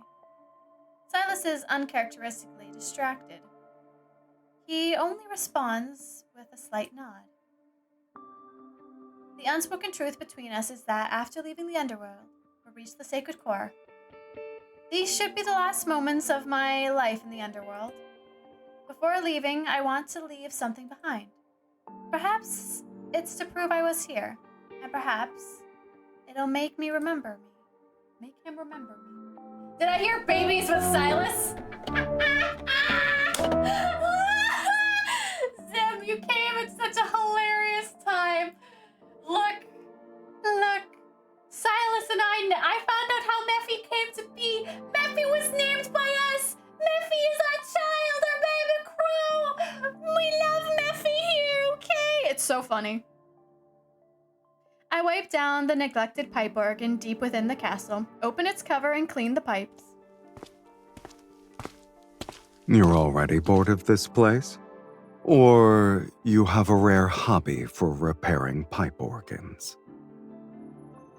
Not necessarily. In the past, I disguised myself as a devout choir member to find a book containing forbidden magics. It was sealed in the chapel. Ah, yes. You do something of that nature. His voice is too hot. I know, Zim. This is why he's my husband! Husband for life! For afterlife! Forever life! We are bound together. Even death can't tear us apart.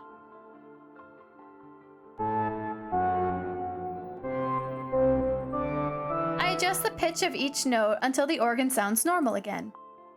I'd stay there for a long time and learn tuning and repair techniques. I never thought I'd get to use them here.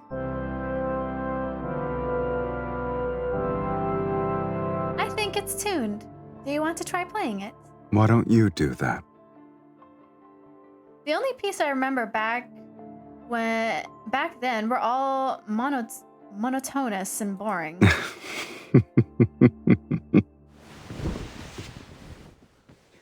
Chuckling softly, he sits down. His slender fingers rest on the instrument's keys.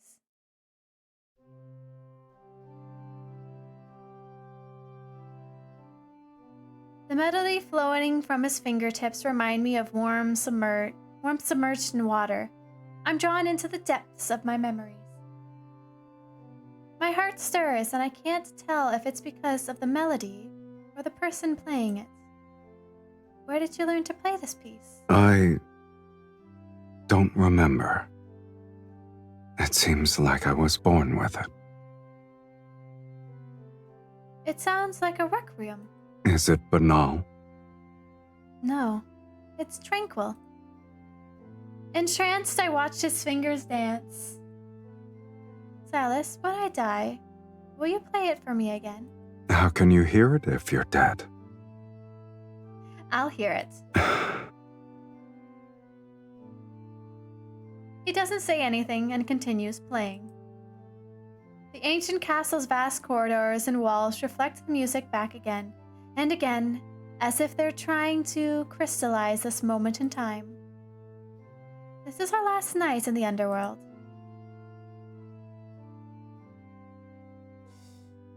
I'm about to bang my head on the table and cry! No! That night, the white crow is perched on the castle's window.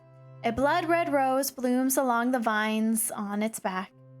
The delicate lines on the petals converge into a silvery white spiral at the flower center. It resembles a dissected nebula. I lean in, deep within the spiral lines, an illusionary mirror, which rotates like a kaleidoscope. I see an abandoned courtyard with no distinctive features. There's only a broken stone bust standing alone amongst overgrown weeds. At the end, a narrow path stretches into the distance. Blooming roses line it. The flowers' shadows guide my gaze towards the depths of the mist. Something is waiting for me. I'm going to cry. I'm going to cry. I'm going to cry. 2 more chapters. God, I've already cried once. Ah! Okay, I'm fine. After leaving the underworld and returning to Velmora, we find the estate completely abandoned. And the dazzling treasures have vanished. Even the modest silverware is gone. In the center of the great hall, the large portrait of me and Silas has been splattered with crimson paint. It's a bloody, grotesque sight. Our faces have been erased, and only crimson words are smeared on them. Fiend and evil mage. Many nobles at the royal hunting grounds witnessed me kill the mages. They also watched you drink my blood before we vanished. The mages who were fortunate enough to survive established their stories. They painted us as fiends wearing human skins. Well, guess no more seeing stuff. Hi, Water! This is the price for summoning Silas. And? I let a scornful laugh and wave my hand to destroy the exorcism glyph on the painting. People in this world are terrified of death. My immortal existence is inherently evil to them. You have no attachment to this world? Do you have any attachment to the underworld? Silas gazes at me thoughtfully. No. I glance at the full-length mirror on one side of the room. There's no reflection in it. No Silas, no me. I'm not afraid. Instead, a secret sense of comfort washes over me. That's how it should be. I point at the mirror. See? We're the same. The same. He leans in, and I can see my reflection in his eyes. I like that. We turn and leave. We must find the prophesized ruined courtyard that's related to the sacred core.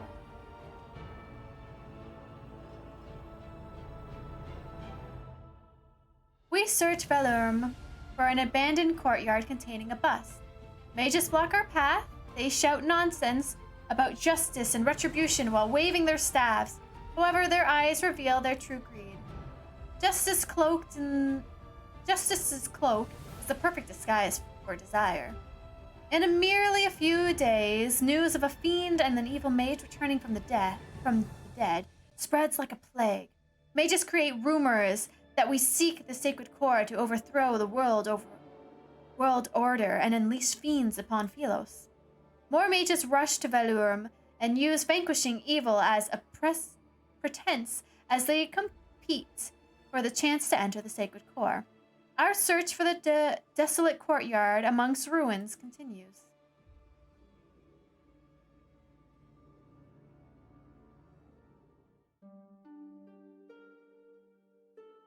The night deepens, another day of constantly moving and fighting several mages. We have taken shelter in an empty house on the city's outskirts. The ceaseless searing pain in my body grows stronger with each passing day. Maybe it's because we're getting closer to the sacred core. Silas offers his wrist to my lips. You've used most of your energy. Do you want a sip? You've also expended most of your energy. So many mages are handing themselves over on a silver platter. I get to enjoy a feast every day. I firmly turn his face towards mine and look into his eyes.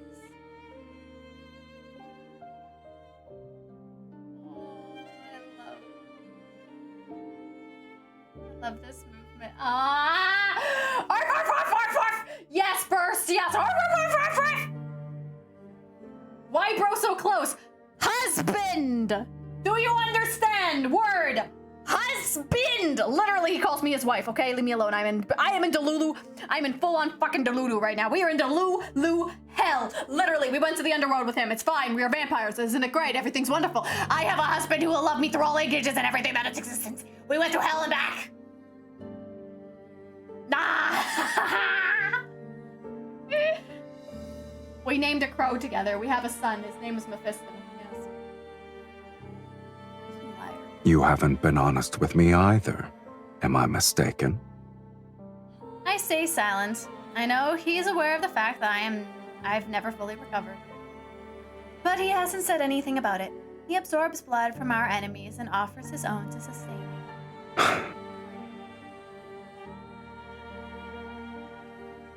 Lamau, that was cute.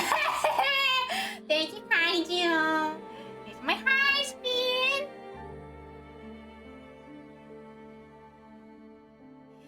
The sight before he somewhat forcefully pulls me onto his lap, he guides my head to the side of his neck. If you still want to enter the sacred core, then bite me. I stare at his injured neck that hasn't fully healed. My heart aches. Isn't it our ritual? I gently press my lips against his skin. The warm blood flows into my mouth.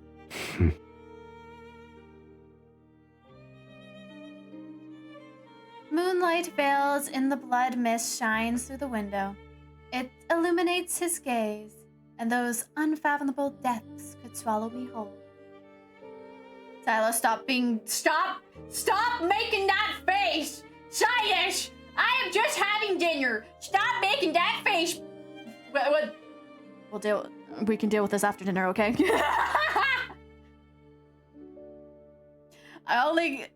It was only a glimmer, yet it feels like 1,000 years have passed. A thought begins to expand. It's akin to a sponge absorbing water. After rewriting fate, I will never see these eyes again. Then don't rewrite fate. Be his for all eternity. Karina slowly falls asleep in Silas's arms. But even in her slumber, pain is merciless. She frowns and her breathing is rapid, as if an invisible hand is squeezing her heart. Subconsciously, she grasps his fingers before reluctantly releasing them. Silas pauses, then he holds her hand again. Her wrist touches, and the chain binding them flickers with every breath. Somehow, he no longer resents the linkage he wanted to rid himself of. In fact, he wishes it could bind them more tightly together. Supposedly, it's been a long time since he thought about returning to the underworld alone. In his eyes, his dreams, his imagination, her presence exists in everything. But if their circumstances never change, the one who's staying by his side will continue to endure endless torment. If bearing a curse is your fate, then rewriting that is part of your destiny. Fate isn't the only answer. After all, I never believed in it. If fate demands your suffering, then I will destroy it. No matter the cost. This shall be the price I pay. My heart. Oh my god. It hurts.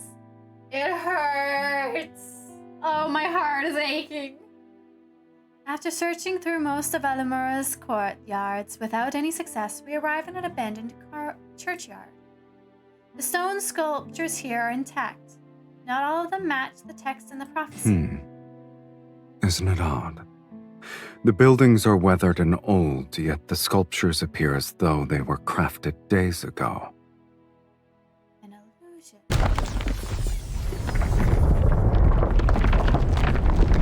The ground suddenly trembles, stone breaks, and a massive skeleton rises to the center of the churchyard. Its body is forged from black iron and brittle bones. Dark red flames burst from its chest cavity, and death's essence flows from its hollow eye sockets. This isn't the remnants of an ordinary sentinel. The skeleton swings a massive rust-covered axe, which generates overwhelming energy waves. Regardless of what it is, the fact that a trap was set means we're close to the answer. Silas stands in front. He binds the skeleton's arms with black-red mist, but the creature violently breaks free. Oh, it's not a weakling. I thrust his staff into the skeleton's chest. Oh, he thrusts his staff. And seizes the opportunity to cast a spell as I press my hand on the ground. Glyphs appear and spread out. From under the skeleton, it's bound in place. Now. Silas's staff pierces the skeleton's chest. Flames surge, but the beast doesn't fall. Brittle bones scatter only to reassemble. Larger than before, the creature stands once more. The giant axe sweeps across the ground and sends stone fragments flying. The attack makes me slam against the base of the stone statue. Blood trickles down from the corner of my mouth. Get behind me. Silas spreads his wings and flies in front of me. He takes the second strike as his shoulder becomes a bloody mess. I clench my teeth and channel my energy into the staff. Excuse me, let me read that final part. My staff and draw another glyph. Glyphs spread out and engulf the skeleton.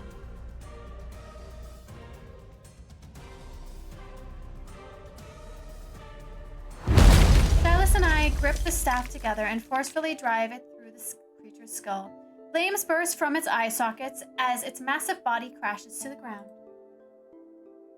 In its subsequent silence, only our labored breathing remains.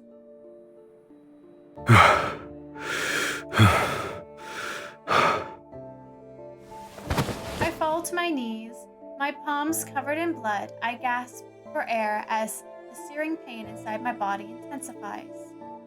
Silas folds his wings and drags his injured body over to me. He supports me as I stand. What a shame. We almost died. Yes, we barely avoided that opportunity. In spite of our pain, we weakly smile at each other. They just wanted to fuck up his outfit, I know it! Ah, yes! They wanted to show them abs! Oh, the arm! Oh, his muscles on it. Oh, the veins on his arm.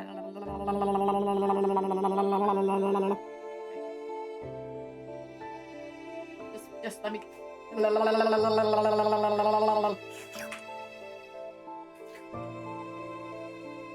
know, just a little bit. Nuffy, you stay there.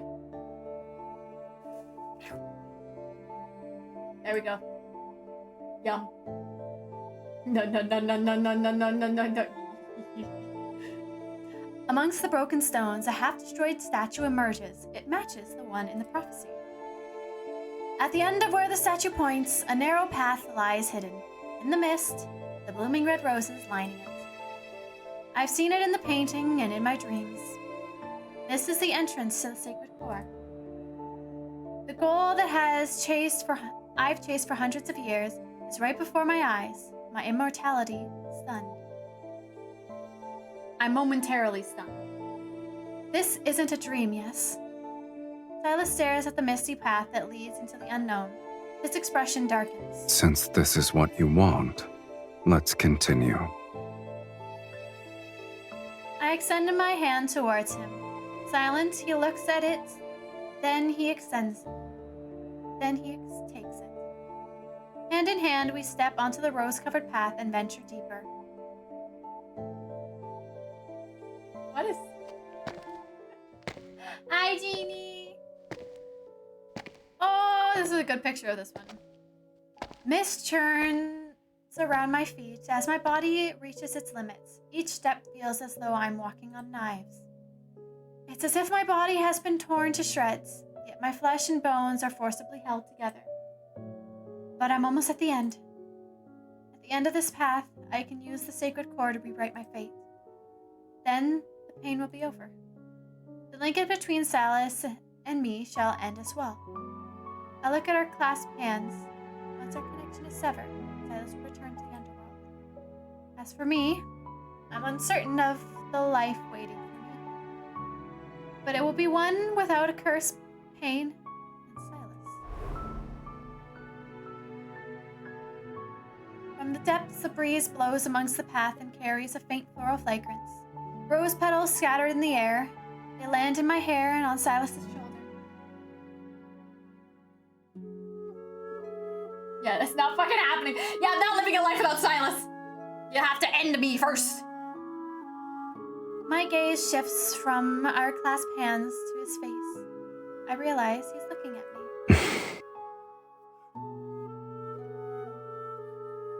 What is it? The entrance is beyond the mist. I know. I stop in my tracks.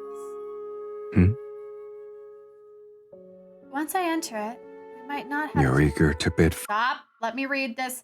Once I entered it, we might not have the chance to say goodbye. farewell. I want to do it properly. It's similar to a proper acknowledgement. You don't want me to see the sacred core? All right, then. I wasn't even the slightest bit interested. His tone carries its usual sarcasm, but there's no trace of amusement in his eyes. Should I offer my blessings for your inevitable death? I wish that you'll be free from curses and live an ordinary life without any sort of suffering. Or should I wish for us to never meet again? Kiss. I take a step, pull his arm, and stand on my tippy toes to kiss his lips.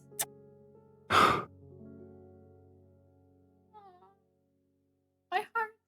Our lips have left wounds on each other's bodies, and we have felt each other's warmth and blood. But this kiss is different. I still want to leave something behind in Silas's life, even if it's a mere moment. I should let him forget me, just as I would forget him. But why do I selfishly want him to remember? Let's sever our linkage. The path ahead is one I must walk alone. Without waiting for his response, I silently recite the spell. The linkage at my wrist begins to glow. With a lingering, gentle vibration, it stretches like a silk thread, being pulled apart.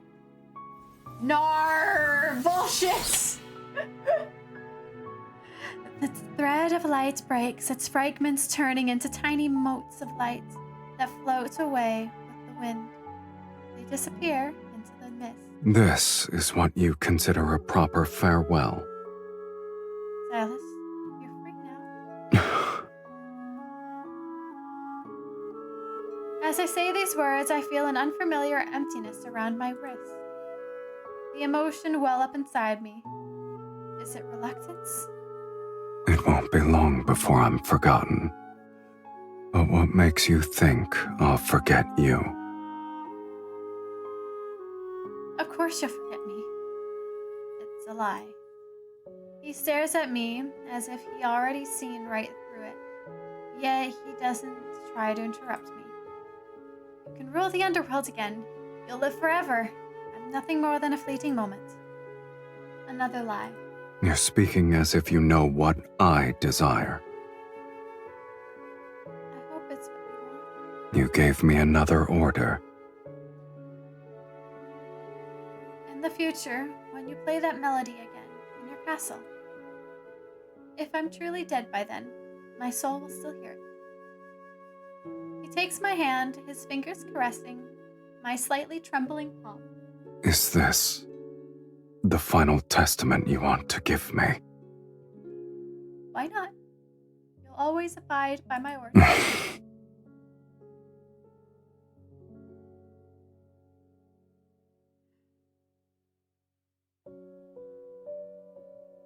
With countless unspoken feelings buried in my heart, I look at Silas and force myself to smile.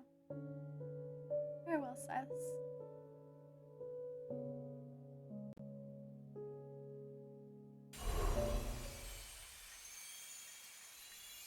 As the mist dissipates, my senses vanish. I can't tell where I am. When I open my eyes again, I find myself in an incredible otherworldly place.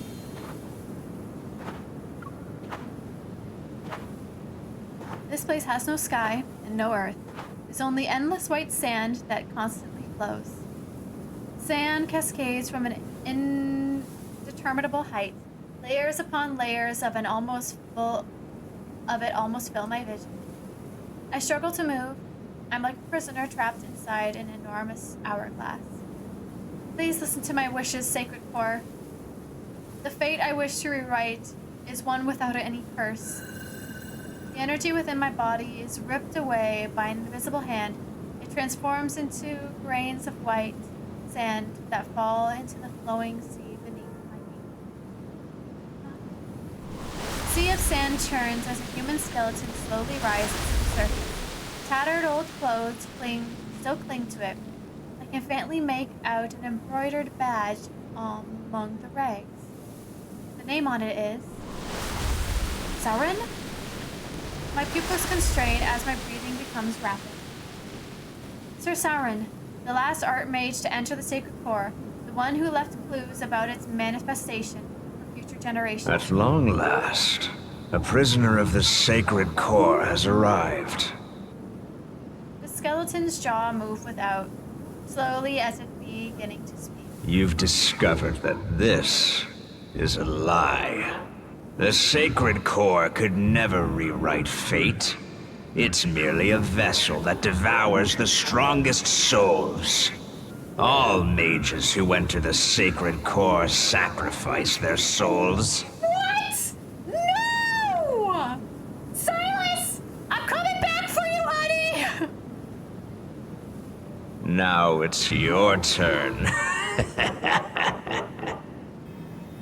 Fear surges wildly in my chest. I struggle to stay calm as I create a glyph to slow the process of my energy being drained. Akin to a waterfall, sand pours down from above. Cracks begin to appear in my glyph as my scorching energy continues to disappear. Now Silas comes in to save the day, and we're Gucci. Yes, Burst, that's what we need! I can't accept death, but I refuse to be manipulated. A crystalline fragment detached itself from my chest. It emits a dazzling light. My body feels weightless. The excruciating, searing pain vanishes, and centuries of torment fade away as if I woke up from a bad dream. This is the source of my suffering. My curse is a fragment of an incomplete soul. No. I desperately try to grasp that fragment. I didn't choose this, rather my action is driven by pure instinct. Even if it's a curse, even if it only brings me suffering and pain, something deep within me tells me I cannot lose it. Yet my struggle is futile. The fragment drifts further away. My energy continues to be devoured, and my consciousness rapidly disintegrates.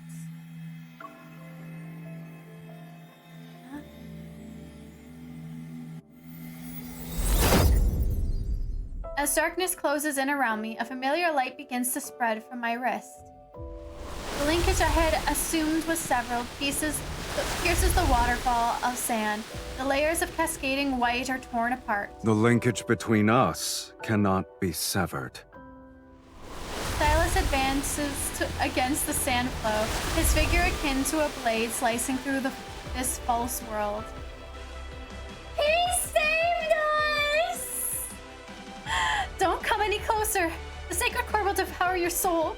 You can't stay here. What about you? Have you resigned yourself to your fate? Didn't you say you'd rewrite it? Yet as we speak, you're willing to become a sacrifice? It's too powerful. A mage's power simply can't. Oh, it's too powerful? He grips my hand and pulls me out of the sand. His intense gaze meets mine. Have you forgotten? You're not an ordinary mage. You're the mage who summoned Silas. If you're willing to pay the price, then nothing is immovable. Not even fate. It's too powerful! Its power level is over 9,000! Okay, I'm sorry. Intense dread watches over me as I desperately try to stop him. Silas, no! No! Yet he only responds with a gentle smile. What? This matter is merely more absurd than death. Massive energy erupts from his body. Waves of intertwined black and red crash against the realm around us. Sand flows upward. Everything trembles, and white sand transforms into a violent storm that engulfs everything. I use every ounce of my strength to hold on to him. Yet, in the depths of this raging whirlwind, I see a crystalline fragment of his soul floating out of his chest. It's swallowed by the sacred core. Silas! Light explodes between our tightly clasped hands as the space around us collapses as a thunderous roar. We fall endlessly into the chaotic void as he spreads his wings and holds me in his arms.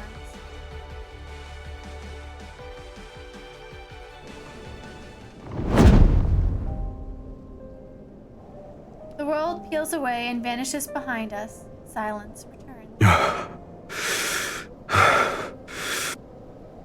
Silas's breathing is erratic. His face is deadly pale, and his body feels unnaturally cold as he holds me. Without your energy, you won't be able to return to the underworld. I never intended to go back. Spit that out, Sacred Core! Give me back my husband! Right now! I caress his cheek. He lowers his gaze as a weary smile appears on his face. Silas, we had identical soul fragments, and we lost them. On two shells that lost their souls still the same. I stare at him until tears blur my vision. The pain within my body still has vanished. The curse of immortality has been lifted. But for the first time, I've truly become an ordinary human. My flesh, soul, and life are as fragile as a mortal's, yet they're just as real. Why are you crying? Silas, you wrote my fate this time. If our fates were different, how can we truly be the same? But you paid the price of sacrificing every path that would let you return. You'll never be as powerful as you once were. You've chosen the most difficult future for yourself. I have no regrets.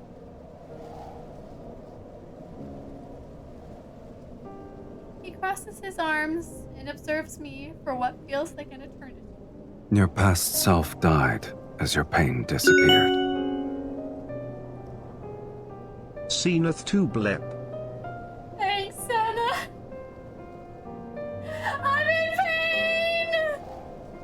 Starting from this day, everything that happens will be our shared fate. All the places we'll visit, the sights we'll see, the enemies we'll face, and We'll spend the rest of our lives together. are you afraid? We destroyed the sacred core, so we made an enemy out of everyone on Philos. And we're no longer invincible. There's only one thing I fear. I found the person whom I want to spend the rest of my life with. Yet, I'm afraid our life together has started too late. Moonlight descends as the blood mist dissipates with the sacred core. Beneath the heavens, Belmore falls into a brief, peaceful slumber. We welcome the rest of our lives with open arms.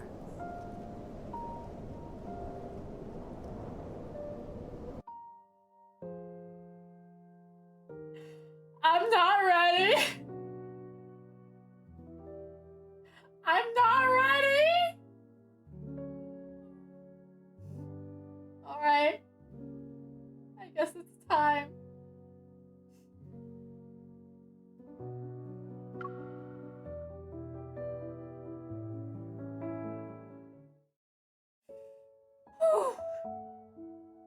As the wind and sand disperse and the world falls quiet once more, before the world collapses again, Silas and I visit the secret garden we promised to visit. As we push open the ivy-covered iron gates, roses bloom in the morning mist. I had this place built a long time ago, during the era of my maternal grandmother, to be exact. Time dragged on endlessly back then, and the world around me collapsed too quickly. I wanted something I could watch. I had to change slowly, like a flourishing garden. But you didn't stay. I learned magic, discovered the sacred core, and became aware of your existence. I looked up in silence. Then we promised to visit this place. I wanted to show you many, many roses.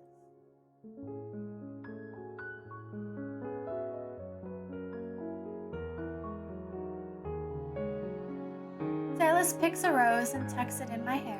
You kept your promise. It's the perfect place to mark the beginning of our life together.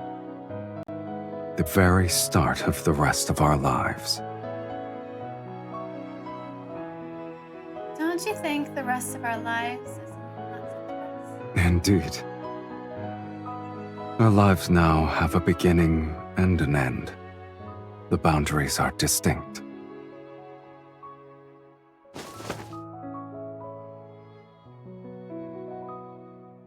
He guides me to sit amongst the flowers as the wind blows a floral fragrance envelops us. A finite life, and one shared with another person. I never imagined such a thing before. I imagine we'll travel to many places, mostly remote ones where few people visit. And we'll renovate an abandoned fortress and turn it into a temporary home. I'll be unable to resist buying strange, unusual magical texts in old bookstores. Then I'll pick up some yellowed sheet music while we're there. We'll find a place with a pipe organ so I can listen to you play. What will you do? Are you going to sit there and listen? I could sing. Then when the weather is warm, I want to find a ship and go out to sea. Then we'll need to buy one that's sturdy enough to sail to the ends of the planet. I don't care where we go.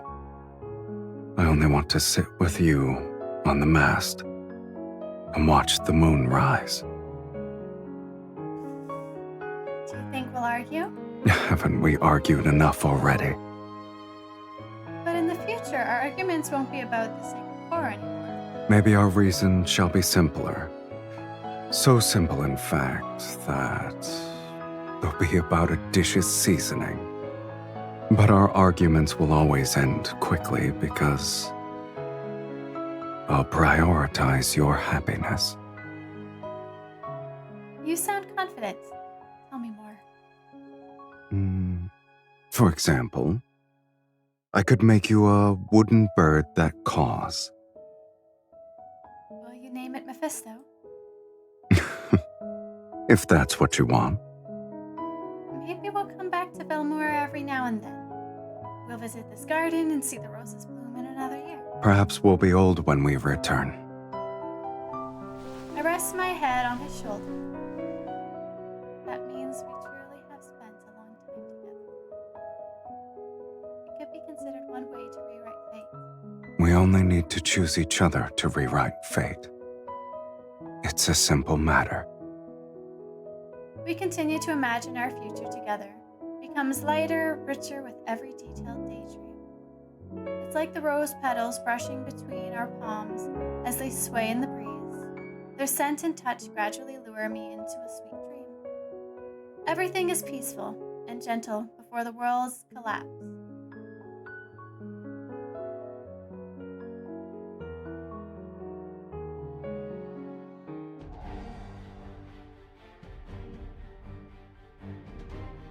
With the sacred core's destruction, the world falls apart.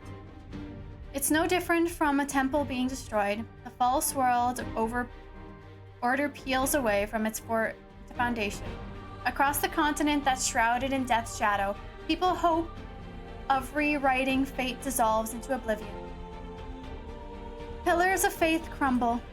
Barefoot fantasies fill the streets. They burn ritualistic objects and wail as they try to summon their lost god. Terrified of being overwhelmed by riots, the nobility retreats to underground shelters. A power vacuum forms, and several religious organizations try to establish a new faith. and overthrow the old dynasty. This continent's history revisits reoccurring themes again and again. Perhaps it's the world that remains trapped in an unspeakable cycle of fate. The Sacred Core's demise isn't the end of the world, but the scattering of its illusion left people's fears with nowhere to hide. And we, the ones who destroy the Sacred Core and expose the illusion, are the targets of everyone's hunt. Battle after battle, blood and fire become our shadow. To kill these fools, sacrifice countless innocent lives to activate the most evil forbidden magic. They try to control us and force us to turn our weapons against each other. Yet, after every wound and instance of bloodshed, our invisible linkage continues to connect us again and again. We spend a long time together and endure these countless hunts. Until one day, we both stop in our tracks. We're surrounded by blood and ruins. Perhaps we've grown weary of this endless strife. We're tired of this ignorant, cowardly world. On this planet, heading towards doomsday, it's possible that weariness is the true awakening. And then our dream ended. What do you mean? What do you mean? What do you mean?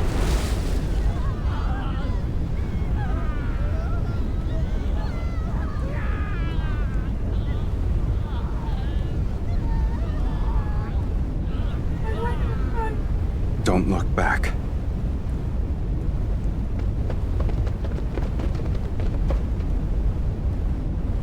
When the roses bloom again, will you remember who I am now? No? Happening! So long as our souls remain unchanged, we'll surely recognize. Intermittent gusts reach my ears. The air is tingled with the metallic smell of rust scorched by flames. In the distance, there's a deep rumble. Perhaps it's the lingering aftermath of endless battles or the approaching legion. Are you awake? Night has fallen. Moonlight bathes the abandoned garden as charred rose petals drift away in the wind. Silas sits next to me. Blood from his wounded shoulder conceals into a dark crimson in the night. Was I asleep for a long time? Some time has passed, yes.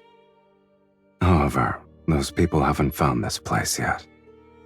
I didn't want to wake you. Were you dreaming? Yes, I dreamed about matters from long ago, starting from when our path first became linked. No wonder you wouldn't wake up. He relaxes and pulls me into his embrace. Looking back, it has been a long time. I also dreamed about the future we once imagined. Finding a temporary home, hunting for old sheet music, going out to sea, making a wooden bird named Mephisto. You remembered everything. It's easier to remember matters that actually happened. I savor the warmth pressed against my back. The sound of pursuers closing in become clearer, and the distance what we're used to. Every dream we managed to fulfill was intertwined with endless battles and desperate escapes. The world made us its enemy, yet we only held on to the fragments that gave us warmth. Correct. The future once imagined has become our past. We've already spent most of our remaining lives together.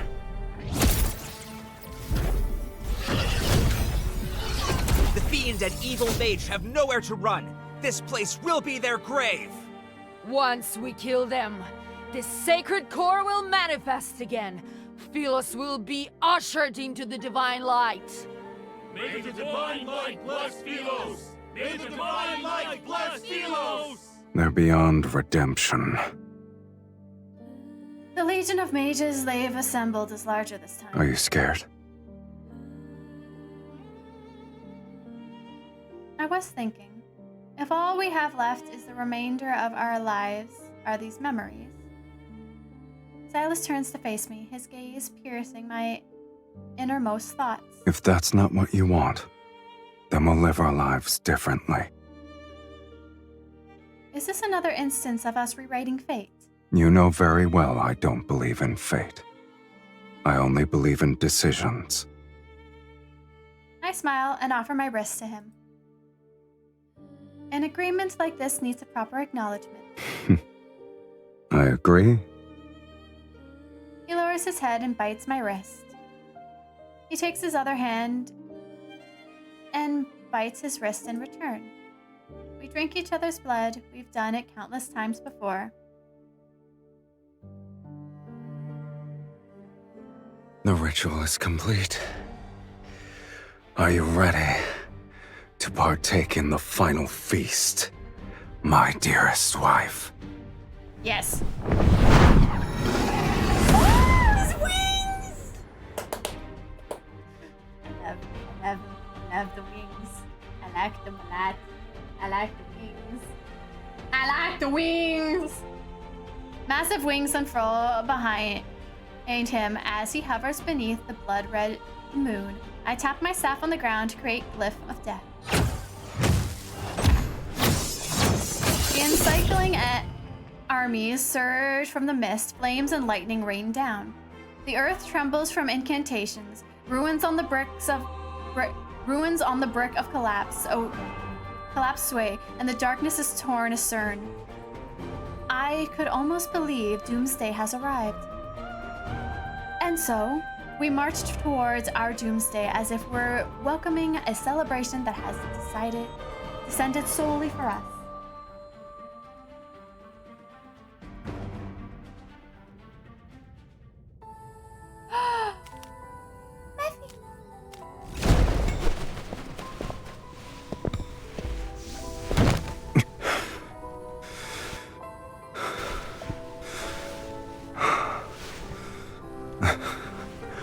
I suppose this is the end.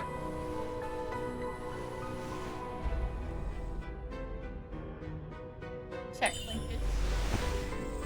So, do you regret I'll second- always accept the consequences that accompany my choices.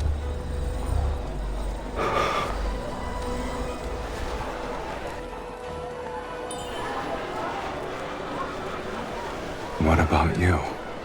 Do you regret rewriting your fate so you could live as a mortal? Nope. Cover his. All right then.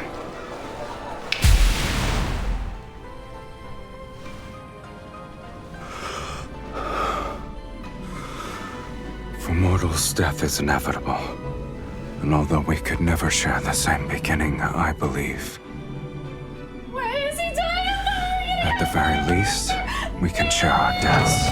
No, we don't. We never do. Wait. Just so you're aware, no one wanted me in Philos. Yet it's you who awakened me, the person who blesses me. It must be you.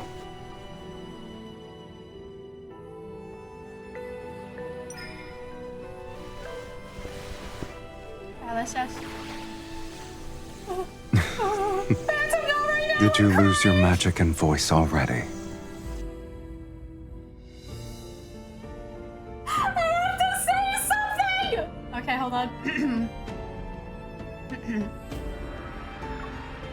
To you who owns my heart, being who was cast out and rejected by all of creation, I bestow my blessing, my heart, upon your birth.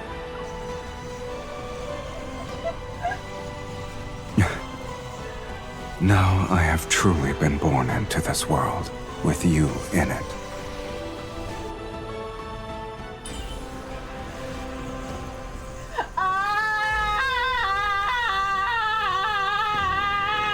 Stop this shit immediately, brother! I can't! I'll remember that.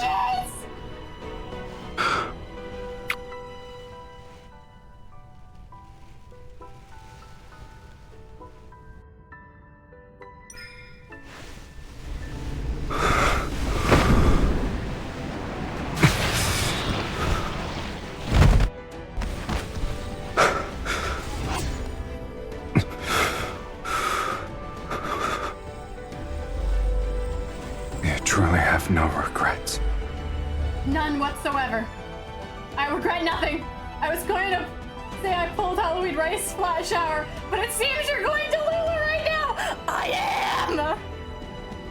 It's still Lulu Day. What do you expect? It's the Lulu. No.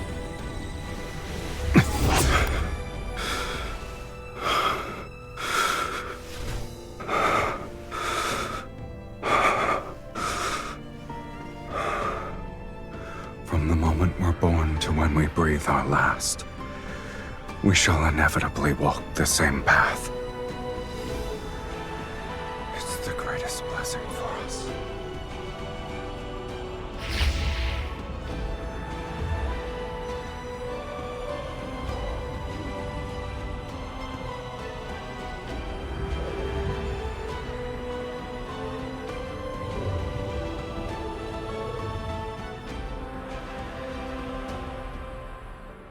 I don't want this.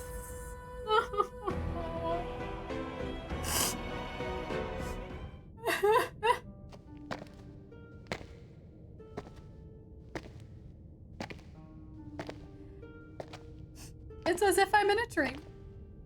I walk along a path lined with blooming roses. Those rose petals pave a soft road, and the air carries a cool, fragrant scent. I look down to see a faintly glowing linkage on my wrist.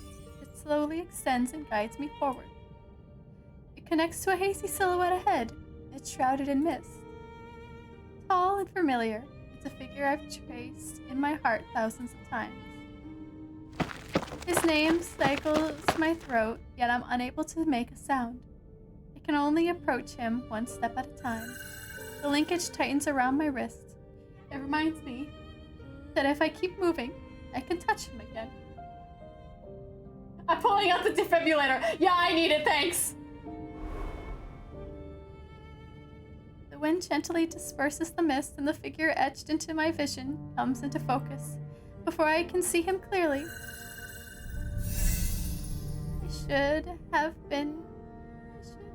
what should have been his figure transforms into a floating soul fragment. Lonely, it flickers in the mist. It slowly moves as if invisible waves are pushing it, until another glowing fragment reveals itself in the sea of mist. They're one and the same. Two fragments slightly tremble. They flow out of a thin chain of light that connects them to each other. The linkage resembling a freshly bloomed rose, and the two soul fragments become glowing petals within it. Touch the first soul fragment.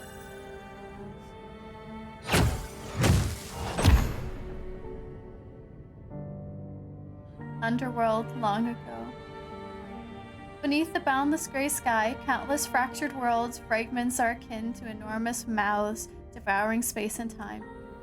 Silas stands on top of mounds of broken bones. Black-red mist has entwined his staff. You lost.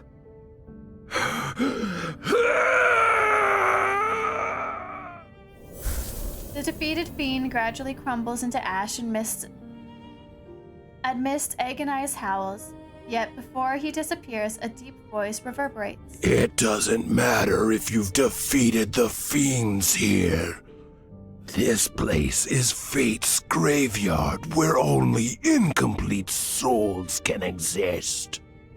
No matter how powerful you are, you're still no different from us. My soul was plundered long ago. I only had the instinct to kill. And you, Silas, where is the other half of your soul? The other half. Alright, I'm ready.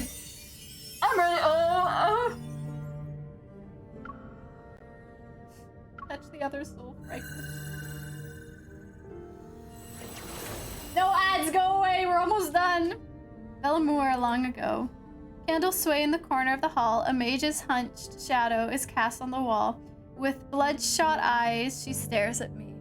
No Your follow. immortality isn't the result of divine favor. It's because half of an immortal soul is trapped inside your body. This isn't a blessing. It's a curse. So long as that immortal half remains within you, you cannot meet death's sweet embrace. You'll only be graded by endless torment as you're repeatedly torn apart. I hold my breath, my body trembling slightly as vague memories unexpectedly surface. This is my curse. Only I can grant you a true death. A severe headache strikes me and cuts the path that leads to my emerging memories. How can I break this curse? I'm willing to do anything. My teacher remains silent for a moment, as if reciting a prayer for me. Then she speaks. The only method. You must enter the sacred core and rewrite your fate. No, you lie. She lies. I had to meet Silas. That was what was meant to happen. It reunites two fragments.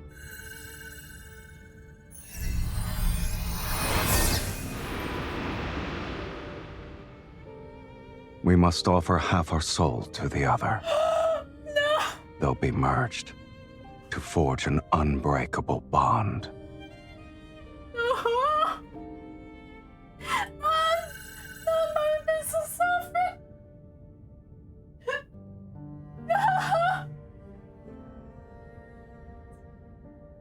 Silas, I cursed your soul. I cursed your soul to never fade away. You'll always be tied to me forever. This is my curse. Only I can grant you a true death.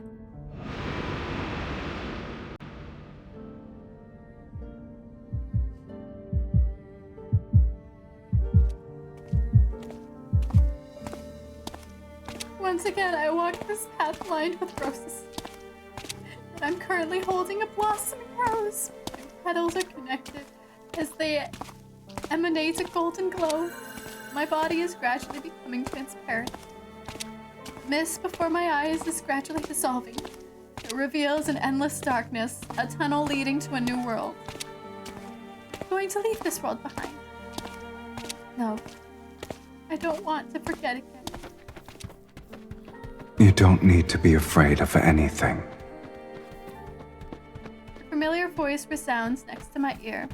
I turn only to find wilting rose bushes around me.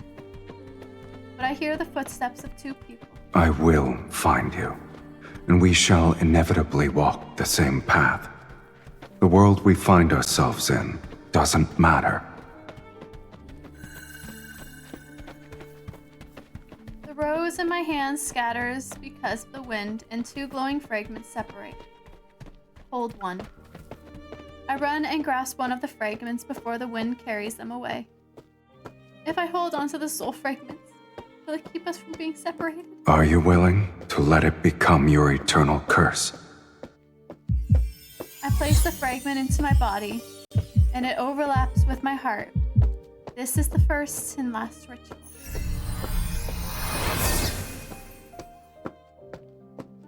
At the end of the path, the mist disperses and white light is poured into me.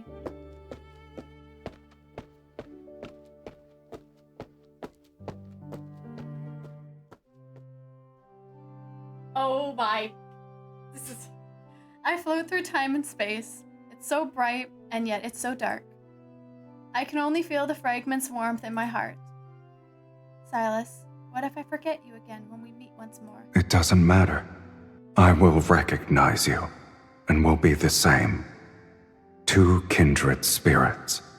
And then, we'll begin our new life together. I'm not alone. With my soul, I carry my beloved. Oh my god! Heartbreak, let's go. Heartbreak. Heartbreak. So lovely. We gotta love heartbreak. Yeah, I totally wasn't ascending the card.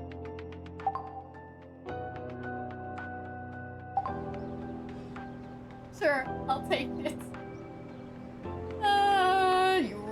You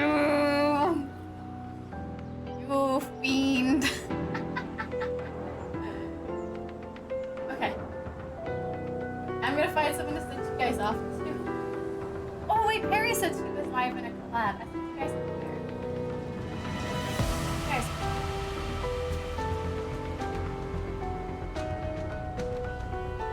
How are you feeling? You can tell me anything. Feeling great. Yeah, I'm feeling so great right now. Absolutely amazing. Like my heart has been shattered. Thank you guys for joining me on my Delulu craziness, as you guys know. I hope you all have a great rest of your day. I'm going to go head on out. I gotta go do some work and stuff, so obviously I gotta head. But thank you guys for joining me. I hope you had fun. We still have more Silo stuff that I might do later on this week. But I'll be back again tomorrow with more artwork. So yeah, see you guys later. Bye!